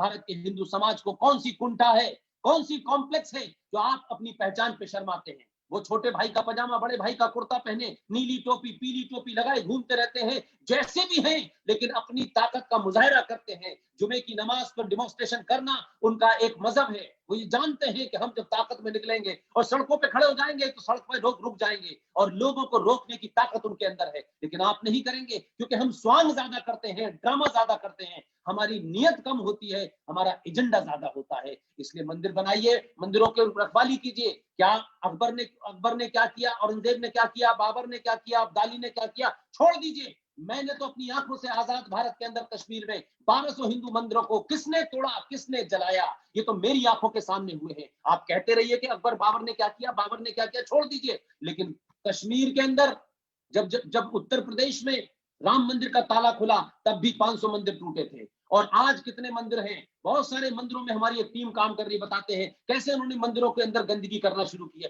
कैसे उन्होंने पेशाब कर। ये मानसिकता है कि हम तुम्हें जूते के नीचे रखेंगे, इसलिए आप उनकी मानसिकता के साथ आपका कोई वो नहीं हो सकता। इसलिए मैं मानता हूं कि अल तौबा नाम का सूरा नंबर 9 है, उसमें आयत नंबर 5 है, 123 है, 23 है, 137 है, 111 है, 58 है, 29 है, 14 है और 28 है। इन्हें पढ़ लीजिए, ये दिमाग से गलतफहमी निकल जाएगी कि हिंदू मुस्लिम भाई भाई भाई भाई कभी नहीं थे। ये तो प्रॉफिट मोहम्मद के खानदान के अंदर जो झगड़ा चल रहा था, उसमें उन्होंने कहा हम सब आपस में भाई भाई हैं। लेकिन उन मूर्खों ने आपको बता दिया, जो पैगंबर हजरत मोहम्मद के सगे न हुए, जो उनके दामाद के कत्ल कातिल हैं, जो उनकी बेटी फातिमा के कातिल हैं, जो उनके नवासों के कातिल हैं, जो उनके सगे न हुए, जिन्होंने प्रॉफिट मोहम्मद के खानदान को मारा, वो आपसे कह रहे हैं जिस सूरा नंबर 9 में आयत नंबर 5 में ये लिखा हुआ है कि मुशरिकों, जो पूजी करने वाले लोग हैं, जो मूर्ति के पूजक हैं, उनकी कत्ल वाजिब है। आप उनसे भाई भाई की बात करते हैं। ये सब बकवास इस देश में सिर्फ हिंदुओं को है। उनका एजेंडा कश्मीर में भी वही है,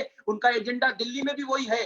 दिल्ली में जिस दिन गिनती जहां जहां आपकी कम है, वहां पर क्या हो रहा है आपको पता है। एक तरफा दंगा किया गया और उस दंगे में तय कर दिया गया, मुसलमान घरों में जाके औरतों को 4 दिन पहले बता दिया गया था कि अपनी सीढ़ियों के ऊपर तेल डाल के रखना ताकि पुलिस न चढ़ पाए, अपने घरों में गर्म पानी करके रखना ताकि दंगाई आए तो डाल देना।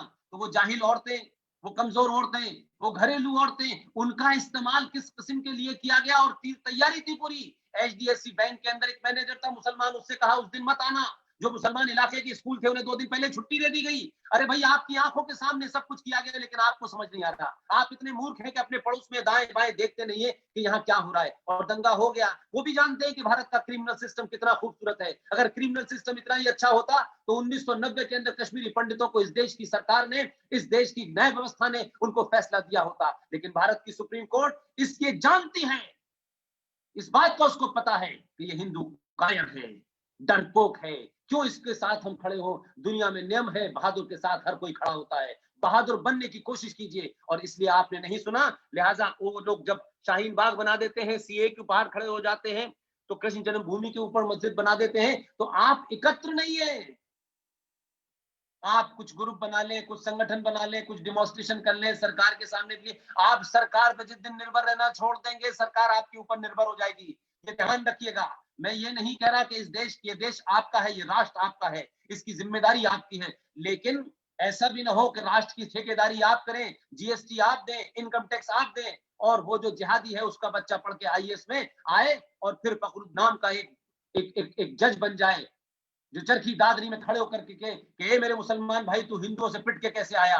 अगर तू उसको गोली मार देता तो मैं तुझे बचाता, मैं तेरा भाई जज यहाँ बैठा हुआ हूँ। आप उस मानसिकता से लड़ रहे हैं। सारा पॉलिटिकली करेक्ट होना भारत की ब्यूरोक्रेसी को हो गया है। ब्यूरोक्रेसी को ही सबसे ज्यादा साफ लगता है कि नहीं, हमें ऐसा नहीं करना, वैसा करना। ये कौन लोग हैं ब्यूरोक्रेसी के अंदर? ये वही लोग हैं जो सत्ता का सुख भोगना चाहते हैं।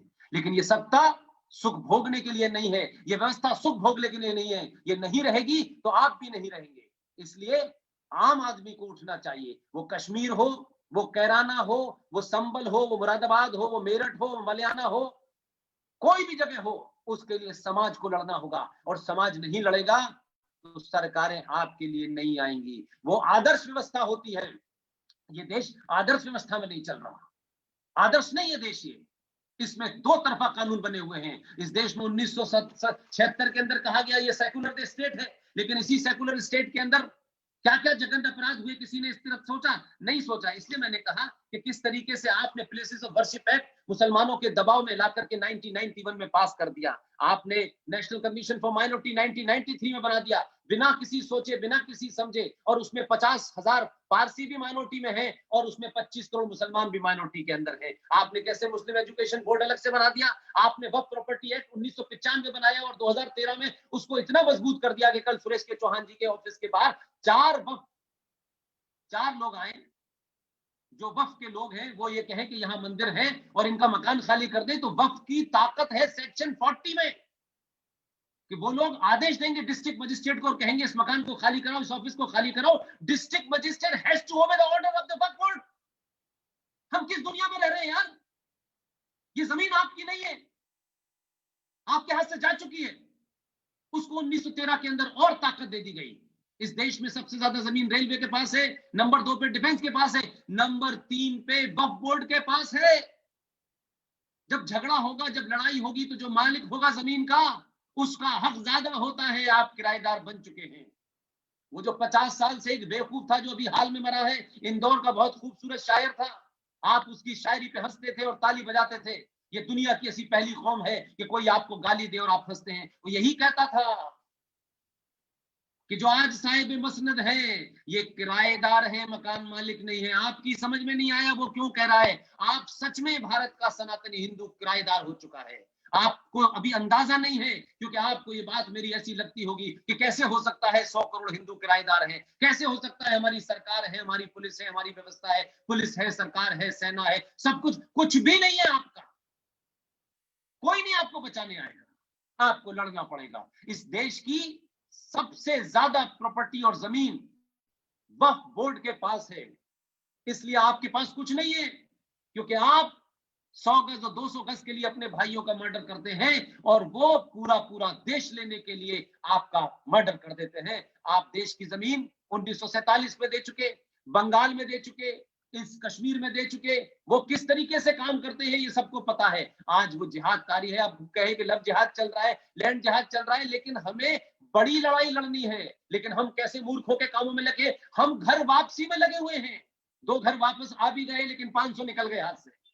ये घर वापसी वो प्रोग्राम है कि जब आपके पास फालतू लेबर हो और जब लोग आपसे सवाल पूछने लगे तो आप किसी काम में ऐसे में लगा दे कि 200 साल तक वो बिजी रहेगा। ये कम से कम 200 साल तक तो हमसे नहीं पूछेगा। ऐसे मूर्खपने के कामों को मैं कभी भी एंडोर्स नहीं करता हूं।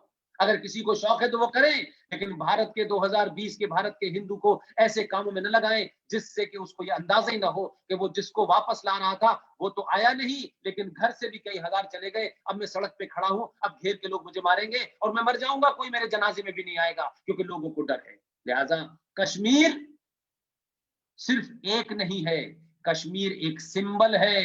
कश्मीरी हिंदू पंडितों का पलायन इस देश में एक मिसाल है। इस मिसाल का जिक्र करें कि गृह मंत्री होते हुए उसने अपने जिहादी एजेंडे को पहले लागू किया और भारत के संविधान को ताक पर रख दिया। लेकिन हम बोलने से शर्म आते हैं। हमें अपने अंदर थोड़ा सा झांकना चाहिए, इंट्रोस्पेक्ट करना चाहिए कि आखिर क्या वजह है कि हम पूरी दुनिया को ज्ञान बांटते हैं, पूरी दुनिया को रास्ता दिखाते हैं, लेकिन हमें अपने ही घर में रास्ता नजर नहीं आता। सरकार बदली है, व्यवस्था नहीं बदली है, जिसकी तरफ इशारा किया सुरेश जी ने। व्यवस्था अभी भी उसी एजेंडे के साथ बैठी है कि नहीं सुभाष चंद्र बोस की अगर यहाँ मूर्ति लगेगी तो देखिए सेना में ऐसा कहा जाता है, वैसा कहा जाता है।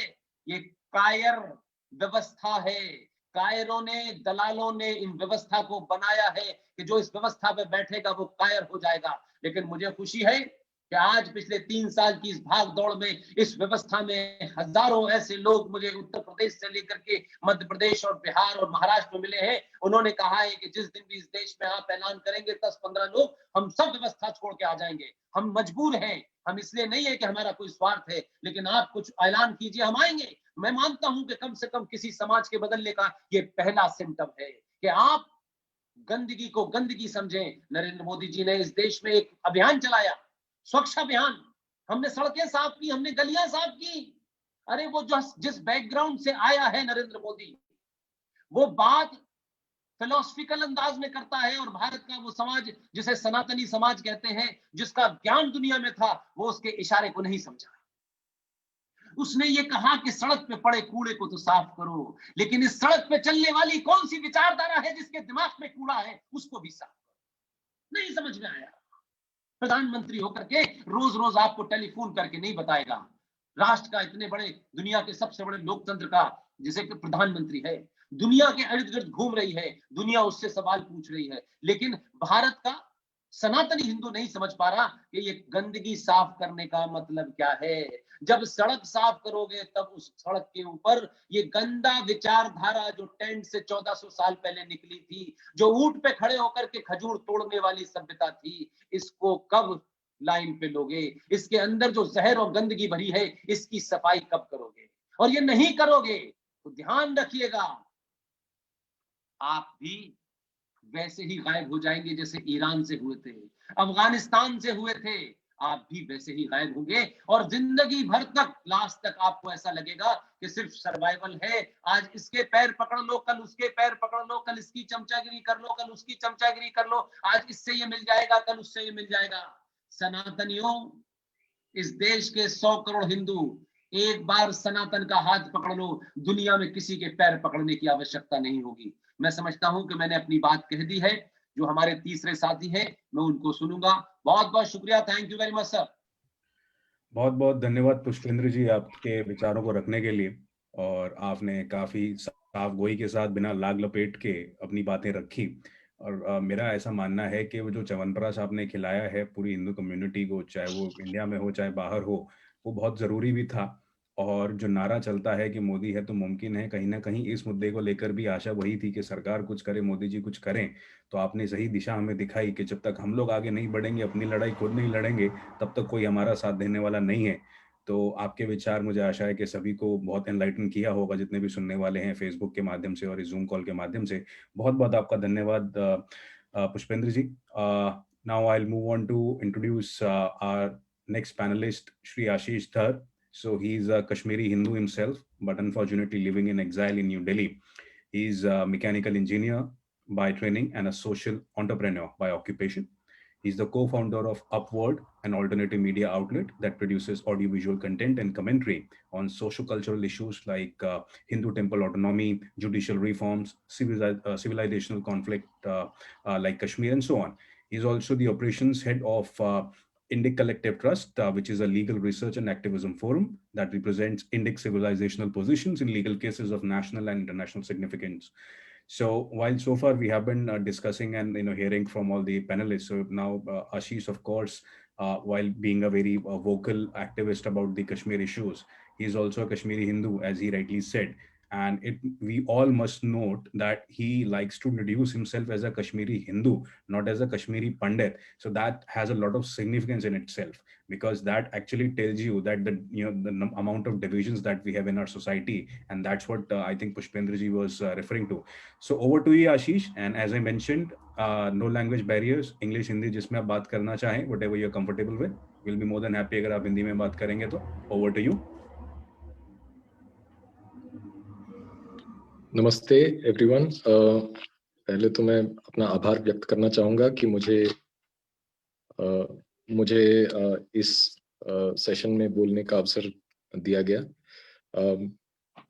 इससे पहले मैंने सुरेश जी का सेशन तो मिस कर दिया क्योंकि मैं कहीं ऑफिस में फंसा हुआ था, पर सुरेश जी का वक्तव्य मैं कई बार सुन चुका हूँ और मैं उनकी हर एक बात से लगभग सहमत हूँ। और तो इसलिए मुझे आज सुनने की आवश्यकता नहीं थी, क्योंकि मैं सुरेश जी के जो विचार हैं उनसे ऑलरेडी सहमत हूँ, और मैंने कई बार कई फोरम्स में कई जगह पे उनके ये विचार सुने हैं, और सुदर्शन टीवी के माध्यम से भी मैं उनसे परिचित हूँ।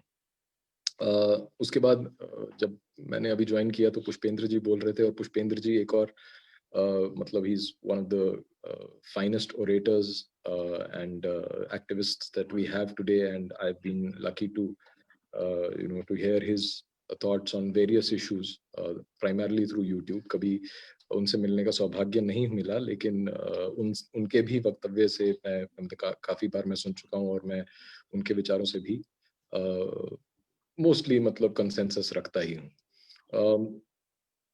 तो लेकिन आज कुछ चीजें ऐसी हैं जो आज के इस सेशन में जो उन्होंने कही, जिससे मैं फंडामेंटली डिसएग्री करता हूँ, और वो मैं अभी अपने इस सेशन में बताने की कोशिश करूंगा। मेरे पास कभी 20-25 मिनट हैं, और मैं संक्षिप्त में ही बोलूंगा। तो जो आज की एज है जिसमें हम रह रहे हैं, वो एक इंफॉर्मेशन एज है, जैसा हम सब जानते हैं। It's age of information. IT boom हुआ, और इंटरनेट के कारण एक तरह से जो ये हिंदू रिवाइवलिस्ट मूवमेंट है, इसको एक नया जन्म मिला, एक नई तरह से ये उभरा।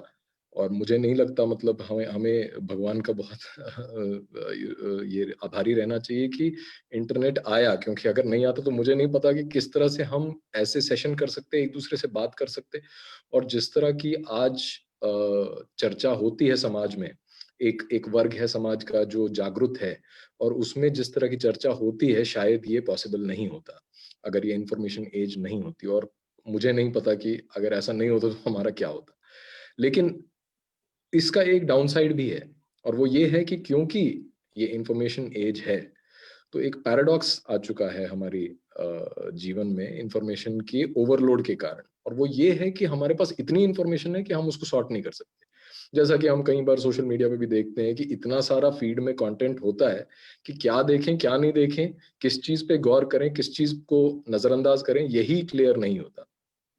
तो ये इंफॉर्मेशन पैराडॉक्स जो है, ये हिंदुओं के लिए ज्यादा खतरनाक है, क्योंकि हिंदू अभी उभर ही रहे हैं, समाज जागरूक हो ही रहा है।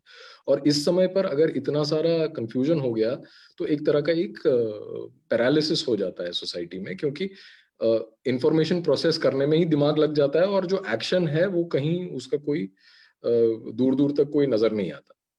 तो ये इंफॉर्मेशन पैराडॉक्स में ही कुछ चीजें हैं जो प्रचलित हुई हैं, और उसमें एक ये जो फैक्टर है वो है ये हिंदू यूनिटी का, जो हमेशा बोला जाता है कि हिंदू यूनाइटेड नहीं है और बटे हुए हैं। तो मैं इस बात को कंप्लीटली रिजेक्ट करता हूं, और साथ ही साथ मैं आप सबका ध्यान आकर्षित करना चाहता हूं बाकी समाजों पे भी, जैसे मुस्लिम समाज है या क्रिश्चियन समाज है, तो उधर भी बहुत सारे सेक्ट हैं, और जिस तरह की उनकी आपस में राइवलरी है, वो हिंदू समाज ने देखी ही नहीं है कभी अपनी हिस्ट्री में। और जिस तरह से वो एक दूसरे को मार काटने के पर तुले रहते हैं, वैसा हिंदू समाज में कभी नहीं हुआ। तो कहने का मतलब ये नहीं है कि हमें वो उनसे ये सीखना है कि किस तरह एक दूसरे को मार काट दो, लेकिन कहने का मतलब ये है कि समाज का जो स्ट्रक्चर ही होता है वो यूनाइटेड, कभी यूनानिमस नहीं होता। और इसमें एक जो आजकल के प्रचलित विद्वान है निकोलस नसीम तालिब, उनका जो माइनॉरिटी रूल जिसे कहें, माइनॉरिटी रूल के अनुसार कि यदि आप 15% लोगों को एक इंट्रांसिजेंट माइनॉरिटी बना दें, if you create an intransigent minority that does not compromise on its principles, तो आपका काम हो चुका। तो अगर आप 15% लोग भी एक चीज पे सहमत हैं, तो फिर आप अपनी विल को किस तरह से एग्जीक्यूट करते हैं वो इंपॉर्टेंट हो जाता है, वो एक्शन ओरिएंटेड हो जाता है। अगर वो एक्शन आप कर पाते हैं तो आपका काम हो गया। वही अगर आप भारत के समाज में देखें तो मुसलमान ऑफिशियल फिगर्स के अनुसार 15% 20% है। अब वो असली में कितने हैं ये मैं नहीं जानता, लेकिन 15% से 20% के बीच है। और अपनी मनमानी वो पूरी तरह से भारतीय राज्य के द्वारा वो अपने मनचाही जो पॉलिसीज हैं वो इम्प्लीमेंट करवा देते हैं। और ये जो 15% इंट्रांसिजेंस है, यही वो कर पाता है। उसके लिए पूरे भारतीय समाज को नहीं करना पड़ता। जैसे हम आज बात कर रहे हैं, हम हमेशा ये कहेंगे कि अरे ये क्या हो रहा है, इस तरह से आईएएस के इसमें भी घुस गए, वहां पे भी आर्मी में भी जा रहे हैं, ये भी कर रहे हैं, तो कितना डेंजरस ट्रेंड है। लेकिन 15% है और 15% इंट्रांसिजेंट है। अगर आप हिंदू समाज का इस तरह से विश्लेषण करें तो उसमें आपको 15% से ज्यादा सहमति मिलेगी। वो आपको क्लियरली बीजेपी के जो राइज है उसी से क्लियर हो जाता है। आज जो हमारे प्रधानमंत्री हैं वो नरेंद्र मोदी हैं, इस वजह से क्योंकि लगभग 1/3 वोट भारत का भारतीय जनता पार्टी को गया, और वो 1/3 वोट लगभग पूरी तरह से हिंदुओं का था। तो 15% से कहीं ज्यादा सहमति है हिंदुओं में पॉलिटिकल इश्यूज को लेके। मगर जो दिक्कत है वो ये है कि जो चेतना है, जो हिंदू चेतना है, वो पॉलिटिक्स पर फोकस्ड है। और यहाँ मैं पुष्पेंद्र जी के साथ पूरी तरह अग्री करता हूं कि यहाँ पे जो भेद है राष्ट्र और राज्य का, वो हिंदू समाज नहीं कर पाता। और वो एक बार उन्होंने बटन दबा दिया 5 साल में, और उसके बाद वो चैन की नींद सोने चले गए, क्योंकि उन्हें लगता है कि ये हमारा काम हो गया। तो यहां तक मैं सहमत हूं। परंतु आज के युग में जो स्टेट है, जो हिंदू मतलब जो इंडियन स्टेट है या कोई भी देश है, उसका जो स्टेट है वो एक बहुत ही ज्यादा पावरफुल एंटिटी है, जिसके जिसके खिलाफ एक समाज कुछ नहीं कर सकता। समाज को स्टेट के अनुसार चलना पड़ता है, ना कि स्टेट समाज के अनुसार चलता है। जब स्टेट और समाज के बीच तालमेल नहीं हो, जैसे कि भारत में है। जब इस्लामिक कंट्रीज की हम बात करते हैं तो वहां वो तालमेल है, क्योंकि जो स्टेट है वो इस्लामिक स्टेट है, समाज इस्लामिक समाज है, इसलिए उनके बीच तालमेल है। तो जो समाज का हित है वो स्टेट देखता है। लेकिन जब हिंदू समाज की बात करें तो जो इंडियन स्टेट है वो सेक्युलर स्टेट है, और हिंदू समाज अगर अपने धर्म के अनुसार पॉलिसीज, अगर अपने अच्छाई, अपने भले के लिए, अपनी सिक्योरिटी के लिए स्टेट का इंस्ट्रूमेंट यूज करना चाहें, तो वो लीवर्स एग्जिस्ट नहीं करते जो सोसाइटी पुल कर सके। Those levers don't exist that will enable the state, और that will force the state to act according to the will of the society. तो यदि हम, तो अगर हम कश्मीर से थोड़ा डाइवर्जन लेके अगर हम केरला जाते हैं, तो केरला में सबसे बड़ी न्यूज अभी कुछ हाल के वर्षों में थी शबरीमला। तो शबरीमला पे जो ये एक आघात हुआ केरला के हिंदुओं की आस्था पे, वो शबरीमला में बहुत क्लियरली दिखाई देता है।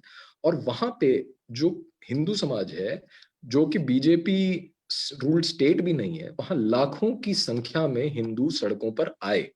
तो ऐसा नहीं है कि जब हमारे ऊपर अटैक होता है तो हम सड़कों पर नहीं आ सकते, आ भी जाते हैं, जैसे कि शबरीमला के केस में आए। लेकिन आज भी शबरीमला जो है वो एक, it is hung in mid air, मतलब वो आसमान से गिरा खजूर पे अटका हुआ है। अभी भी उसका क्लियर आउटकम नहीं है कि क्या वो धर्म के अनुसार ही वो मंदिर जो है वो वैसे चलेगा, या जैसे कि सुप्रीम कोर्ट के में बैठे जज जो कंप्लीटली डीरैसिनेटेड हैं, क्या वो बताएंगे कि किस तरह से हिंदुओं को पूजा करनी चाहिए। तो ये जो लाखों की संख्या में आए, और उसके बावजूद जो क्लियर वर्डिक्ट और क्लियर हमारे फेवर में अभी भी सिचुएशन नहीं है, वो दिखाता है कि जो समाज है, चाहे वो एकत्रित भी हो जाए, जब तक स्टेट उसके हाथ में नहीं है तब तक वो कुछ भी एग्जीक्यूट नहीं कर सकता। तो ये एक बहुत बड़ा इशू है जो Hindu society somehow does not acknowledge it, perhaps because we have come out of an 800-year period of slavery। तो इसलिए हमें किस तरह से स्टेट को और किस तरह से पावर को यूज करना है वही हम नहीं जानते। तो इस संदर्भ में जब हम कश्मीरी हिंदुओं की बात करते हैं तो अक्सर ये बोला जाता है, और ये जब से 1990 में जब से पलायन हुआ हमारा, तब से, मैं तो बच्चा था, मैं तो 10 साल का था, तब से आज तक जो मैं ये देख रहा हूं कि किस तरह से भारतीय सरकार कश्मीरी हिंदुओं को डिसयूनाइटेड और इस तरह के आरोप लगा के जो मैनिपुलेशन करती है, वो बहुत डेंजरस है। और वो किसी तरह से वो इंटरनलाइज, उनका ही वो जो वो बहाने देते हैं, उनका ही वो बहाने हम इंटरनलाइज करके अपने आप को गाली देते हैं। इतना ज्यादा सेल्फ इंट्रोस्पेक्शन की जरूरत नहीं है।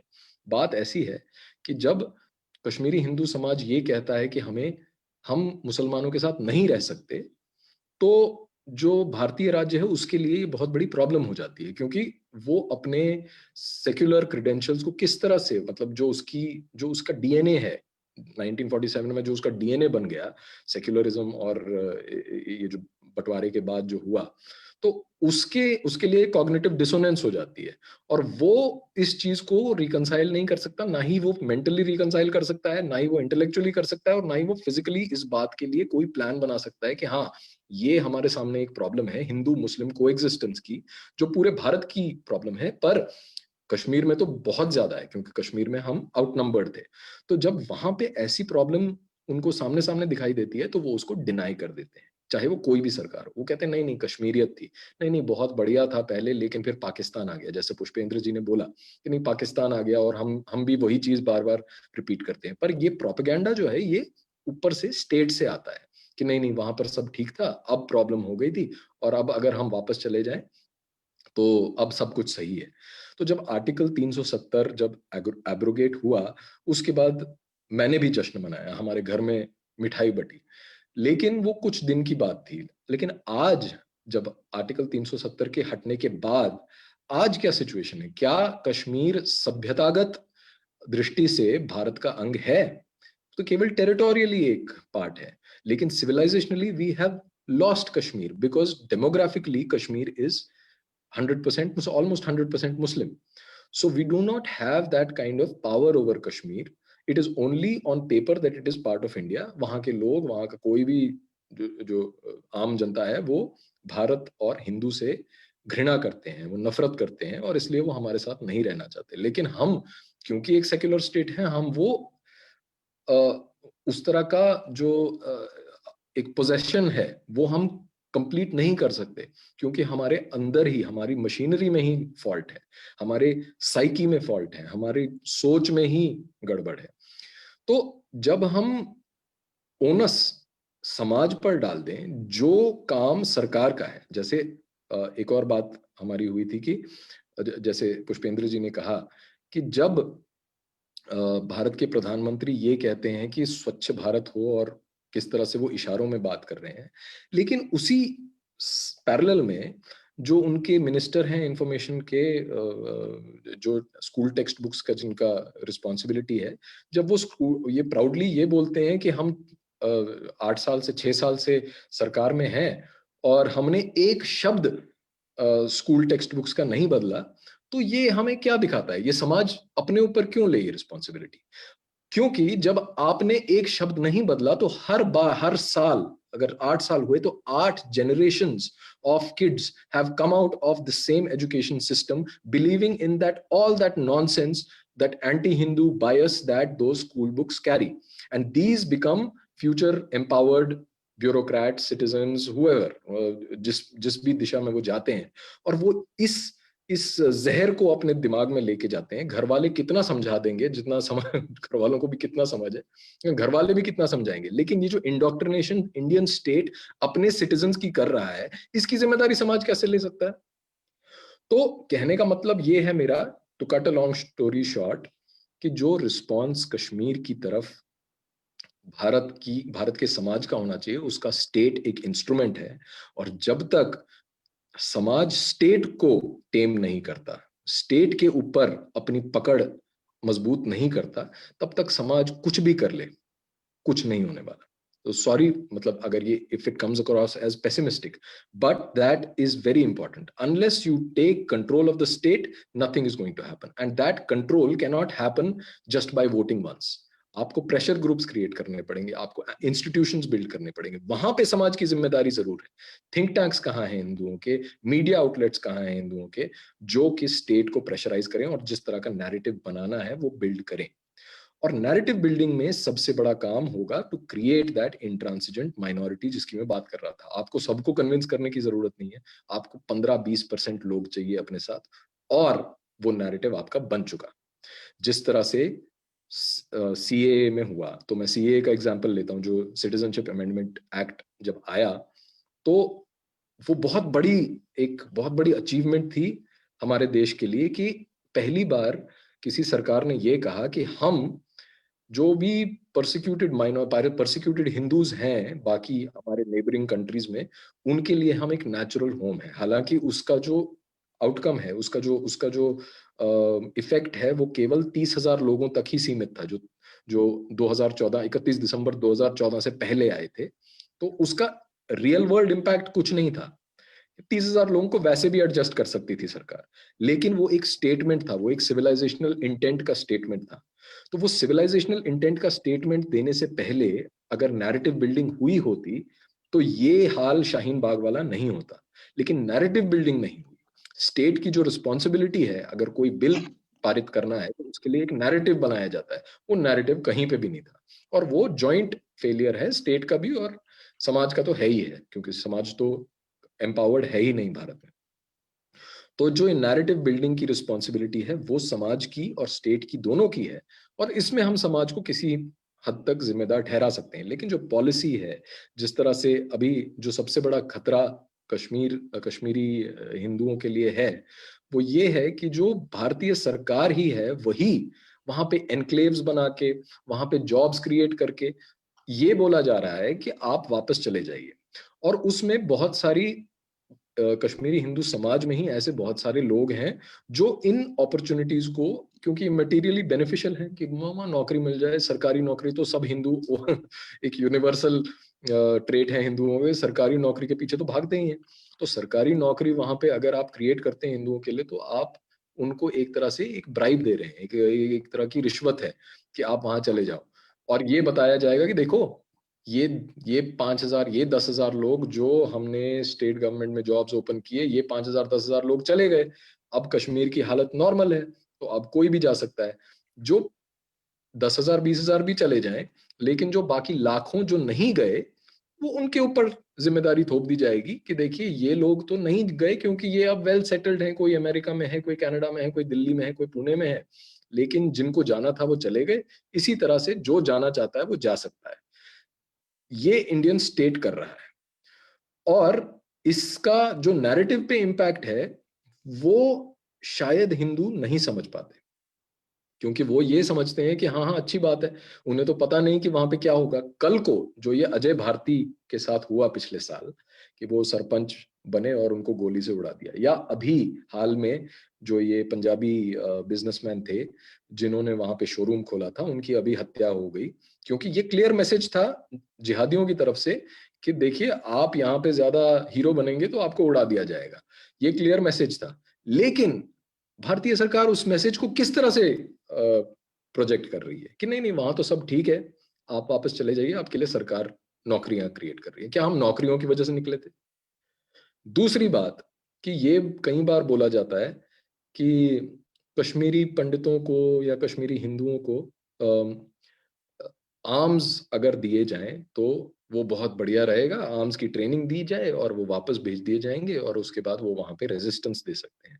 तो मुझे लगता है कि ये बिल्कुल एक डिल्यूडेड स्टेटमेंट है, क्योंकि जिस जगह पे मुस्लिम मेजॉरिटी कश्मीर, जहाँ की आबो हवा ही अलग है, जो जो जो आप मतलब अगर आप कहीं किसी मुस्लिम डोमिनेटेड एरिया में नहीं रहे तो आप इमेजिन नहीं कर सकते कि एक स्टेट जो मुस्लिम डोमिनेटेड है, एक पूरा एरिया, एक पूरा वैली जो मुस्लिम डोमिनेटेड है, वहां पे एक दिन काटना हिंदू के लिए क्या हो सकता है। इस स्टेट में जहां आर्मी सिक्योर नहीं है, जहां आए दिन आर्मी पे हमले होते हैं, और जो इतनी ऑर्गेनाइज्ड, और हम मतलब ये तो सबको ही पता है कि इंडियन आर्मी कितनी प्रोफेशनल ऑर्गेनाइजेशन है, जो इतनी प्रोफेशनल, इतनी वेल ट्रेन्ड, इतनी वेल इक्विप्ड ऑर्गेनाइजेशन है, जो वो वहां सरवाइव नहीं कर सकते विदाउट लूजिंग मैन, तो आप एक आम सिविलियन जिसके पास बंदूक भी होगी उससे क्या हो जाएगा। तो ये कुछ डिल्यूजन्स हैं जो हिंदू समाज में अपने आप ये इंफॉर्मेशन के ओवरलोड के कारण बनते रहते हैं। जो रिस्पॉन्सिबिलिटी स्टेट की है वो रिस्पॉन्सिबिलिटी स्टेट को पूरी करनी है। और मेरा मैं अपनी बात इतने में पूरी करूंगा कि 4 चीजें मैं यहां बताना चाहूंगा कि सबसे पहले जो ये लड़ाई है, ये लड़ाई ऑन ग्राउंड तो है ही है, लेकिन ये लड़ाई मेंटल लेवल पे जो है वो नैरेटिव्स की लड़ाई है कि नैरेटिव क्या, इस्लामिक नैरेटिव कश्मीर में जीतेगा कि या धार्मिक नैरेटिव कश्मीर में जीतेगा। और अगर आप धार्मिक नैरेटिव की बात करते हैं तो जो सिविलाइजेशनल बैटल, जो मैं बार बार बोलता हूं इसको कि this is not a political problem, this is a civilisational problem, तो सिविलाइजेशनल स्लैश रिलीजियस प्रॉब्लम, क्योंकि ये है तो हिंदू मुस्लिम झगड़ा और कुछ नहीं है। तो अगर आप इस चीज को रिकॉग्नाइज नहीं करते तो आप मतलब स्टार्ट से पहले ही आप युद्ध में हार गए, आप पराजित हो। तो सबसे पहले तो ये रिकॉग्नाइज करना जरूरी है कि ये रिलीजियस सिविलाइजेशनल बैटल है, और ये रिकॉग्निशन स्टेट की तरफ से आना चाहिए। लोग तो मानते ही मानते हैं, हम तो आपस में बात करते हैं, जितना ये इस नैरेटिव को हम फैलाएंगे उतना वो फैलेगा, बहुत सारे लोग जान जाएंगे। हम लोग वीडियो बनाते हैं अपवर्ड में, लाखों लाखों लोग देखते हैं, मिलियंस ऑफ व्यूज आते हैं, लेकिन वो हमारा काम है, वो हम पूरा करेंगे। लेकिन क्या स्टेट इसको रिकॉग्नाइज करेगा कि ये रिलीजियस बैटल है? ये हमारा ये चीज हमारे लिए एक पॉइंटर है, ये हमारा एक्शन आइटम है। दूसरा कि हमें जो रिस्पॉन्स वर्कआउट करना है वो रिस्पॉन्स भी लॉन्ग टर्म होगा। देखिए मेरा मानना है, और मैं बिल्कुल पॉलिटिकली इनकरेक्ट और साफ साफ शब्दों में कहूंगा, मेरा मानना है कि कश्मीरी हिंदू कश्मीर वापस अभी नहीं जा सकते। और हमारी जो स्ट्रगल है वो है कि हमारे अपना जो कल्चर है वो किसी तरह जो उसके बीज हैं वो हम सुरक्षित रखें, ताकि आज से 10 साल 20 साल 30 साल जब भी वो सिचुएशन इमर्ज हो, जब हम वापस जा सकते हैं बाकी हिंदुओं के साथ भी, तो तब हम वो वापस कल्चर को रिवाइव कर सकें। तो ये हमारा टास्क है। पर जो लार्जर हिंदू समाज है उसके लिए कश्मीर एग्जिस्टेंशियल है। हमारी तरह हमारे लिए तो हो चुका जो होना था, लेकिन जो बाकी का हिंदू समाज है उसके लिए ये समझना बहुत जरूरी है कि कश्मीर में क्या हुआ, और जो बाकी जगह कश्मीर होने जा रहा है। जैसे कि पुष्पेंद्र जी ने कहा था कि ऐसा कहीं नहीं हुआ था कि इतने लाखों लोगों को सिर्फ इसलिए निकाला गया किसी जगह से क्योंकि उनकी पूजा पद्धति इस्लाम के विरुद्ध थी। ये भारत में और कहीं नहीं हुआ। लेकिन मैं हम्बली ये कहना चाहूंगा कि ऐसा होगा, और बहुत जगह से होगा। तो इसलिए जो हो गया वो हो गया, लेकिन आगे के लिए जो हिंदू समाज है उसको ये they have to take stock of this problem and work out a response accordingly. तीसरा है कि जो मैं वापस अपनी उस बात को दोहराऊंगा कि हमें स्टेट को फ्री पास नहीं दे सकते हम। हमें स्टेट को यूज करके कश्मीर को सिविलाइजेशनली वापस अपने साथ इंटीग्रेट करना है। वो स्टेट के बिना नहीं हो सकता, वो सरकार के बिना नहीं हो सकता। और हम सरकार के साथ जितना कड़ा रुख अपनाए, चाहे भले वो हमारी सरकार हो जिसको हमने वोट किया है, जब तक वो नहीं होगा, जब तक हम ये कहें कि नहीं नहीं इन्होंने तो अपना काम कर दिया अब हमें अपना काम करना है, हमारा काम स्टेट का काम नहीं है। स्टेट को जो काम करना है वो हमें करवाना है। और इसलिए निरंतर उनके ऊपर प्रेशर क्रिएट करना और कॉम्प्रोमाइज ना करना, कि जिस तरह से ये बोल रहे हैं कि अभी आप नौकरियों के लिए वापस चले जाएंगे, तो लार्जर हिंदू समाज को ये प्रश्न उठाना चाहिए कि क्या वो नौकरियों के लिए निकले थे? कल को हमारे साथ ऐसा हो जाए, कल को बंगाल में ऐसा पलायन हो जाए, क्या उनको नौकरियां देके वापस भेजोगे? तो ये बड़ी बात है। और इसमें जो फेलियर है समाज का, वो मैं मानता हूं कि एक सेक्शन समाज का हमेशा ऐसा रहेगा जो इन छोटी छोटी ब्राइब्स को वो लेने के लिए तैयार हो जाए। जैसे कि आज भी जब हम आंध्रा में जो क्रिश्चियन कन्वर्जन्स हो रहे हैं, वहां पे भी ऐसा ही हो रहा है ना कि छोटी छोटी इनसे किसी को नौकरी मिल गई, किसी को जमीन दे दी, किसी को कोई थोड़ा बहुत पैसा मिल गया, उसकी वजह से कन्वर्जन्स होते हैं। तो ऐसा समाज, ऐसे वल्नरेबल सेक्शंस सोसाइटी में हमेशा होते हैं। पर उसको हम एक्सट्रापोलेट करके ये नहीं बोल सकते कि पूरा समाज बर्बाद है, ऐसा नहीं है। उस छोटे से तबके का एग्जाम्पल यूज करके आपको मैनिपुलेट किया जाएगा और आपकी वैलिडिटी खत्म कर दी जाएगी। ऐसा हमेशा होता आ रहा है और ऐसा ही होगा। तो ये चीज क्लियर है। और जो समाज का रोल है, चौथा पॉइंट मेरा वो है कि इंस्टीट्यूशन बिल्डिंग, कि हम बाकी सिविलाइजेशंस के मुकाबले, चाहे वो क्रिश्चियंस हैं चाहे वो मुस्लिम्स हैं, उनके मुकाबले हम बहुत पीछे हैं, क्योंकि वे लोग एक तो ग्लोबल मेजॉरिटी में हैं, और ग्लोबल मेजॉरिटी होने के कारण उनके अपने इंस्टीट्यूशंस हैं, उनके अपने मीडिया आउटलेट्स हैं, उनके अपने थिंक टैंक्स हैं, यहां तक कि उनके अपने स्टेट हैं। अपने स्टेट के द्वारा वो अपनी मनमानी करते हैं। और जो मिशनरीज का काम है वो आज का नहीं, वो कॉलोनियल टाइम से वो भारत में आते रहे हैं और कन्वर्जन करते रहे हैं, और ये उनका जियोपॉलिटिकल और रिलीजियस स्ट्रैटेजी उनकी एक ही है। तो इसलिए हम लोग जो हैं वो अभी कई 100 साल पीछे हैं उस लड़ाई में, कि जहां हमारे इंस्टीट्यूशंस हो, थिंक टैंक्स हो, मीडिया आउटलेट्स हो, और उनकी एब्सेंस में हम इसी तरह सफर करते रहेंगे, और हम अपना नैरेटिव्स अपने चार दीवारी, ड्राइंग रूम की चार दीवारी के बाहर नहीं निकाल पाएंगे। तो अगर आप कोई भी चीज को अगर आप एक्शन आइटम के रूप में देखते हैं, तो सोच तो लिया हमने जो सोचना है, जितने हमारे कंसेंसस है मैटर्स पे वो क्लियर है, वो तो रिफाइन होता रहता है कि अच्छा ये चीज ए को एक्स नहीं वाई, वो थोड़े बहुत डिफरेंसेस 19-20 का अंतर विचारधारा में, विचारों में, वो हमेशा रहता है। तो उसके ऊपर हम ज्यादा टाइम वेस्ट ना करें। We do not want to win the argument, we want to win. तो उसके लिए जो इंस्टीट्यूशन बिल्डिंग है, उसके लिए फंड्स जोड़ना, उसके लिए जो जिस तरह की कॉन्शियसनेस है वो बिल्ड करना, जिस तरह का कोऑर्डिनेशन एफर्ट्स हैं, और समाज को किस तरह से मूव करना है कि ये चीजें पॉसिबल हो, जो individual think tanks, individual private level पे जो किया जा सकता है, वो क्लियरली डिमार्केट करके एक्शन ओरिएंटेड काम करें। जब तक वो नहीं होगा तब तक कश्मीर तो बनते ही रहेंगे। मुझे लगता है कि हम जो एकमात्र देश हमारे हाथ में अब है, जिसे हम भारत, अपनी भूमि जो हमारी है वो भी हमारे हाथ से चली जाएगी, क्योंकि अगली बार बंटवारा नहीं होगा, कोई विभाजन फिर से नहीं होगा, अगली बार पूरी तरह इस्लामीकरण ही होगा। तो इसके साथ मैं अपने ये पॉइंट्स यहाँ पे समाप्त करता हूँ, मेरा समय भी खत्म हो गया। तो अगर कोई प्रश्न होंगे तो मैं अवश्य उनका उत्तर देने का प्रयास करूंगा। धन्यवाद। Thank you so much, Ashish ji. It's always a pleasure hearing you. And of course, we will take up some questions if time permits. So we'll quickly move on to the last session where there are some members of the Kashmiri Pandit community from here in Australia. So I'll just ask them one by one to share their stories briefly if they can. So Shivam, if you can hear me.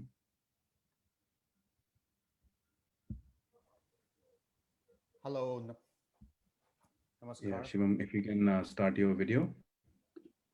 Yeah, I'm just starting the video.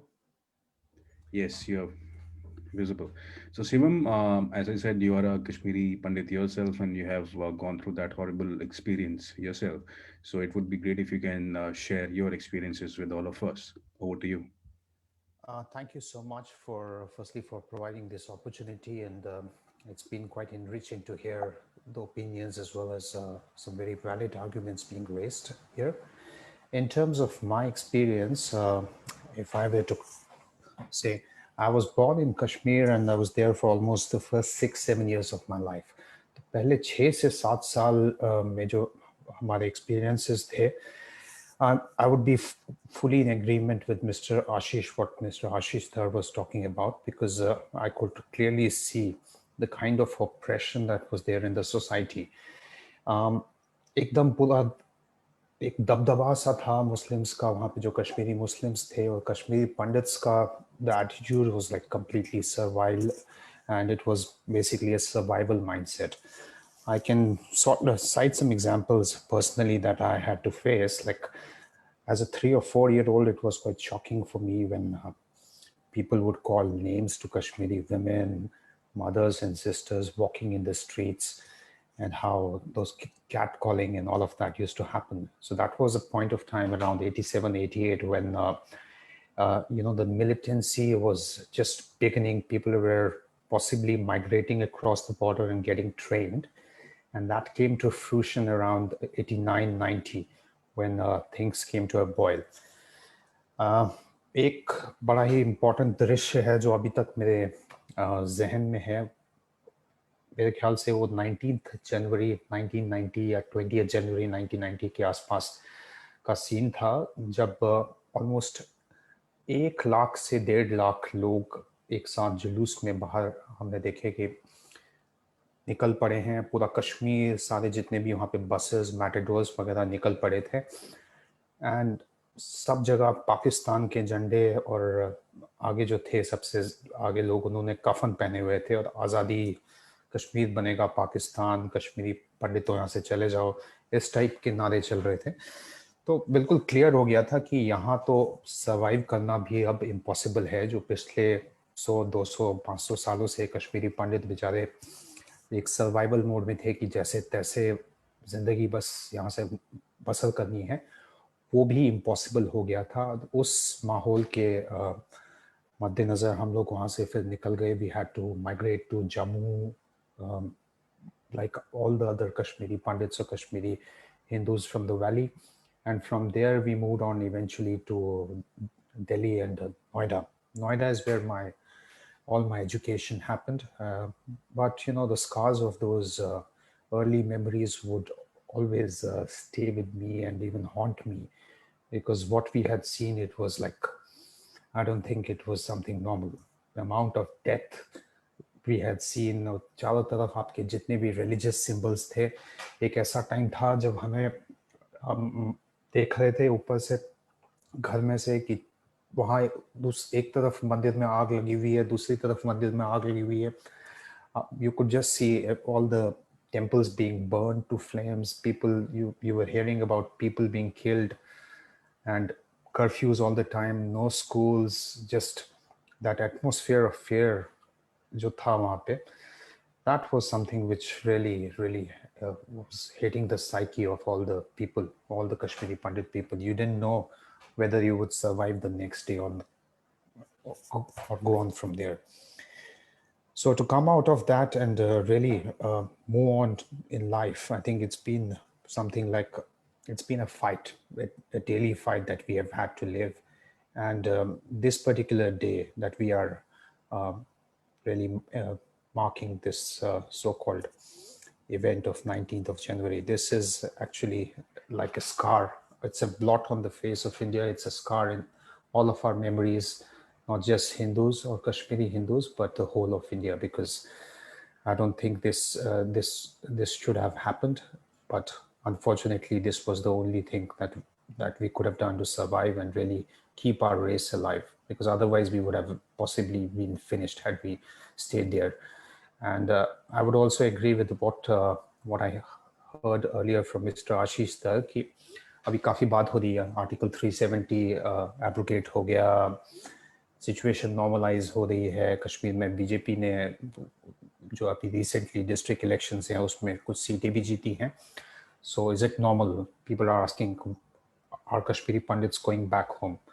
I would say no at this point of time, because what is the guarantee that tomorrow we'll again become sitting ducks for people to just target and just butcher this already minuscule minority of a population, when even the army and when even the other politicians and all your panchayat mein jo punch hai, they're not safe? How can we be safe in that situation?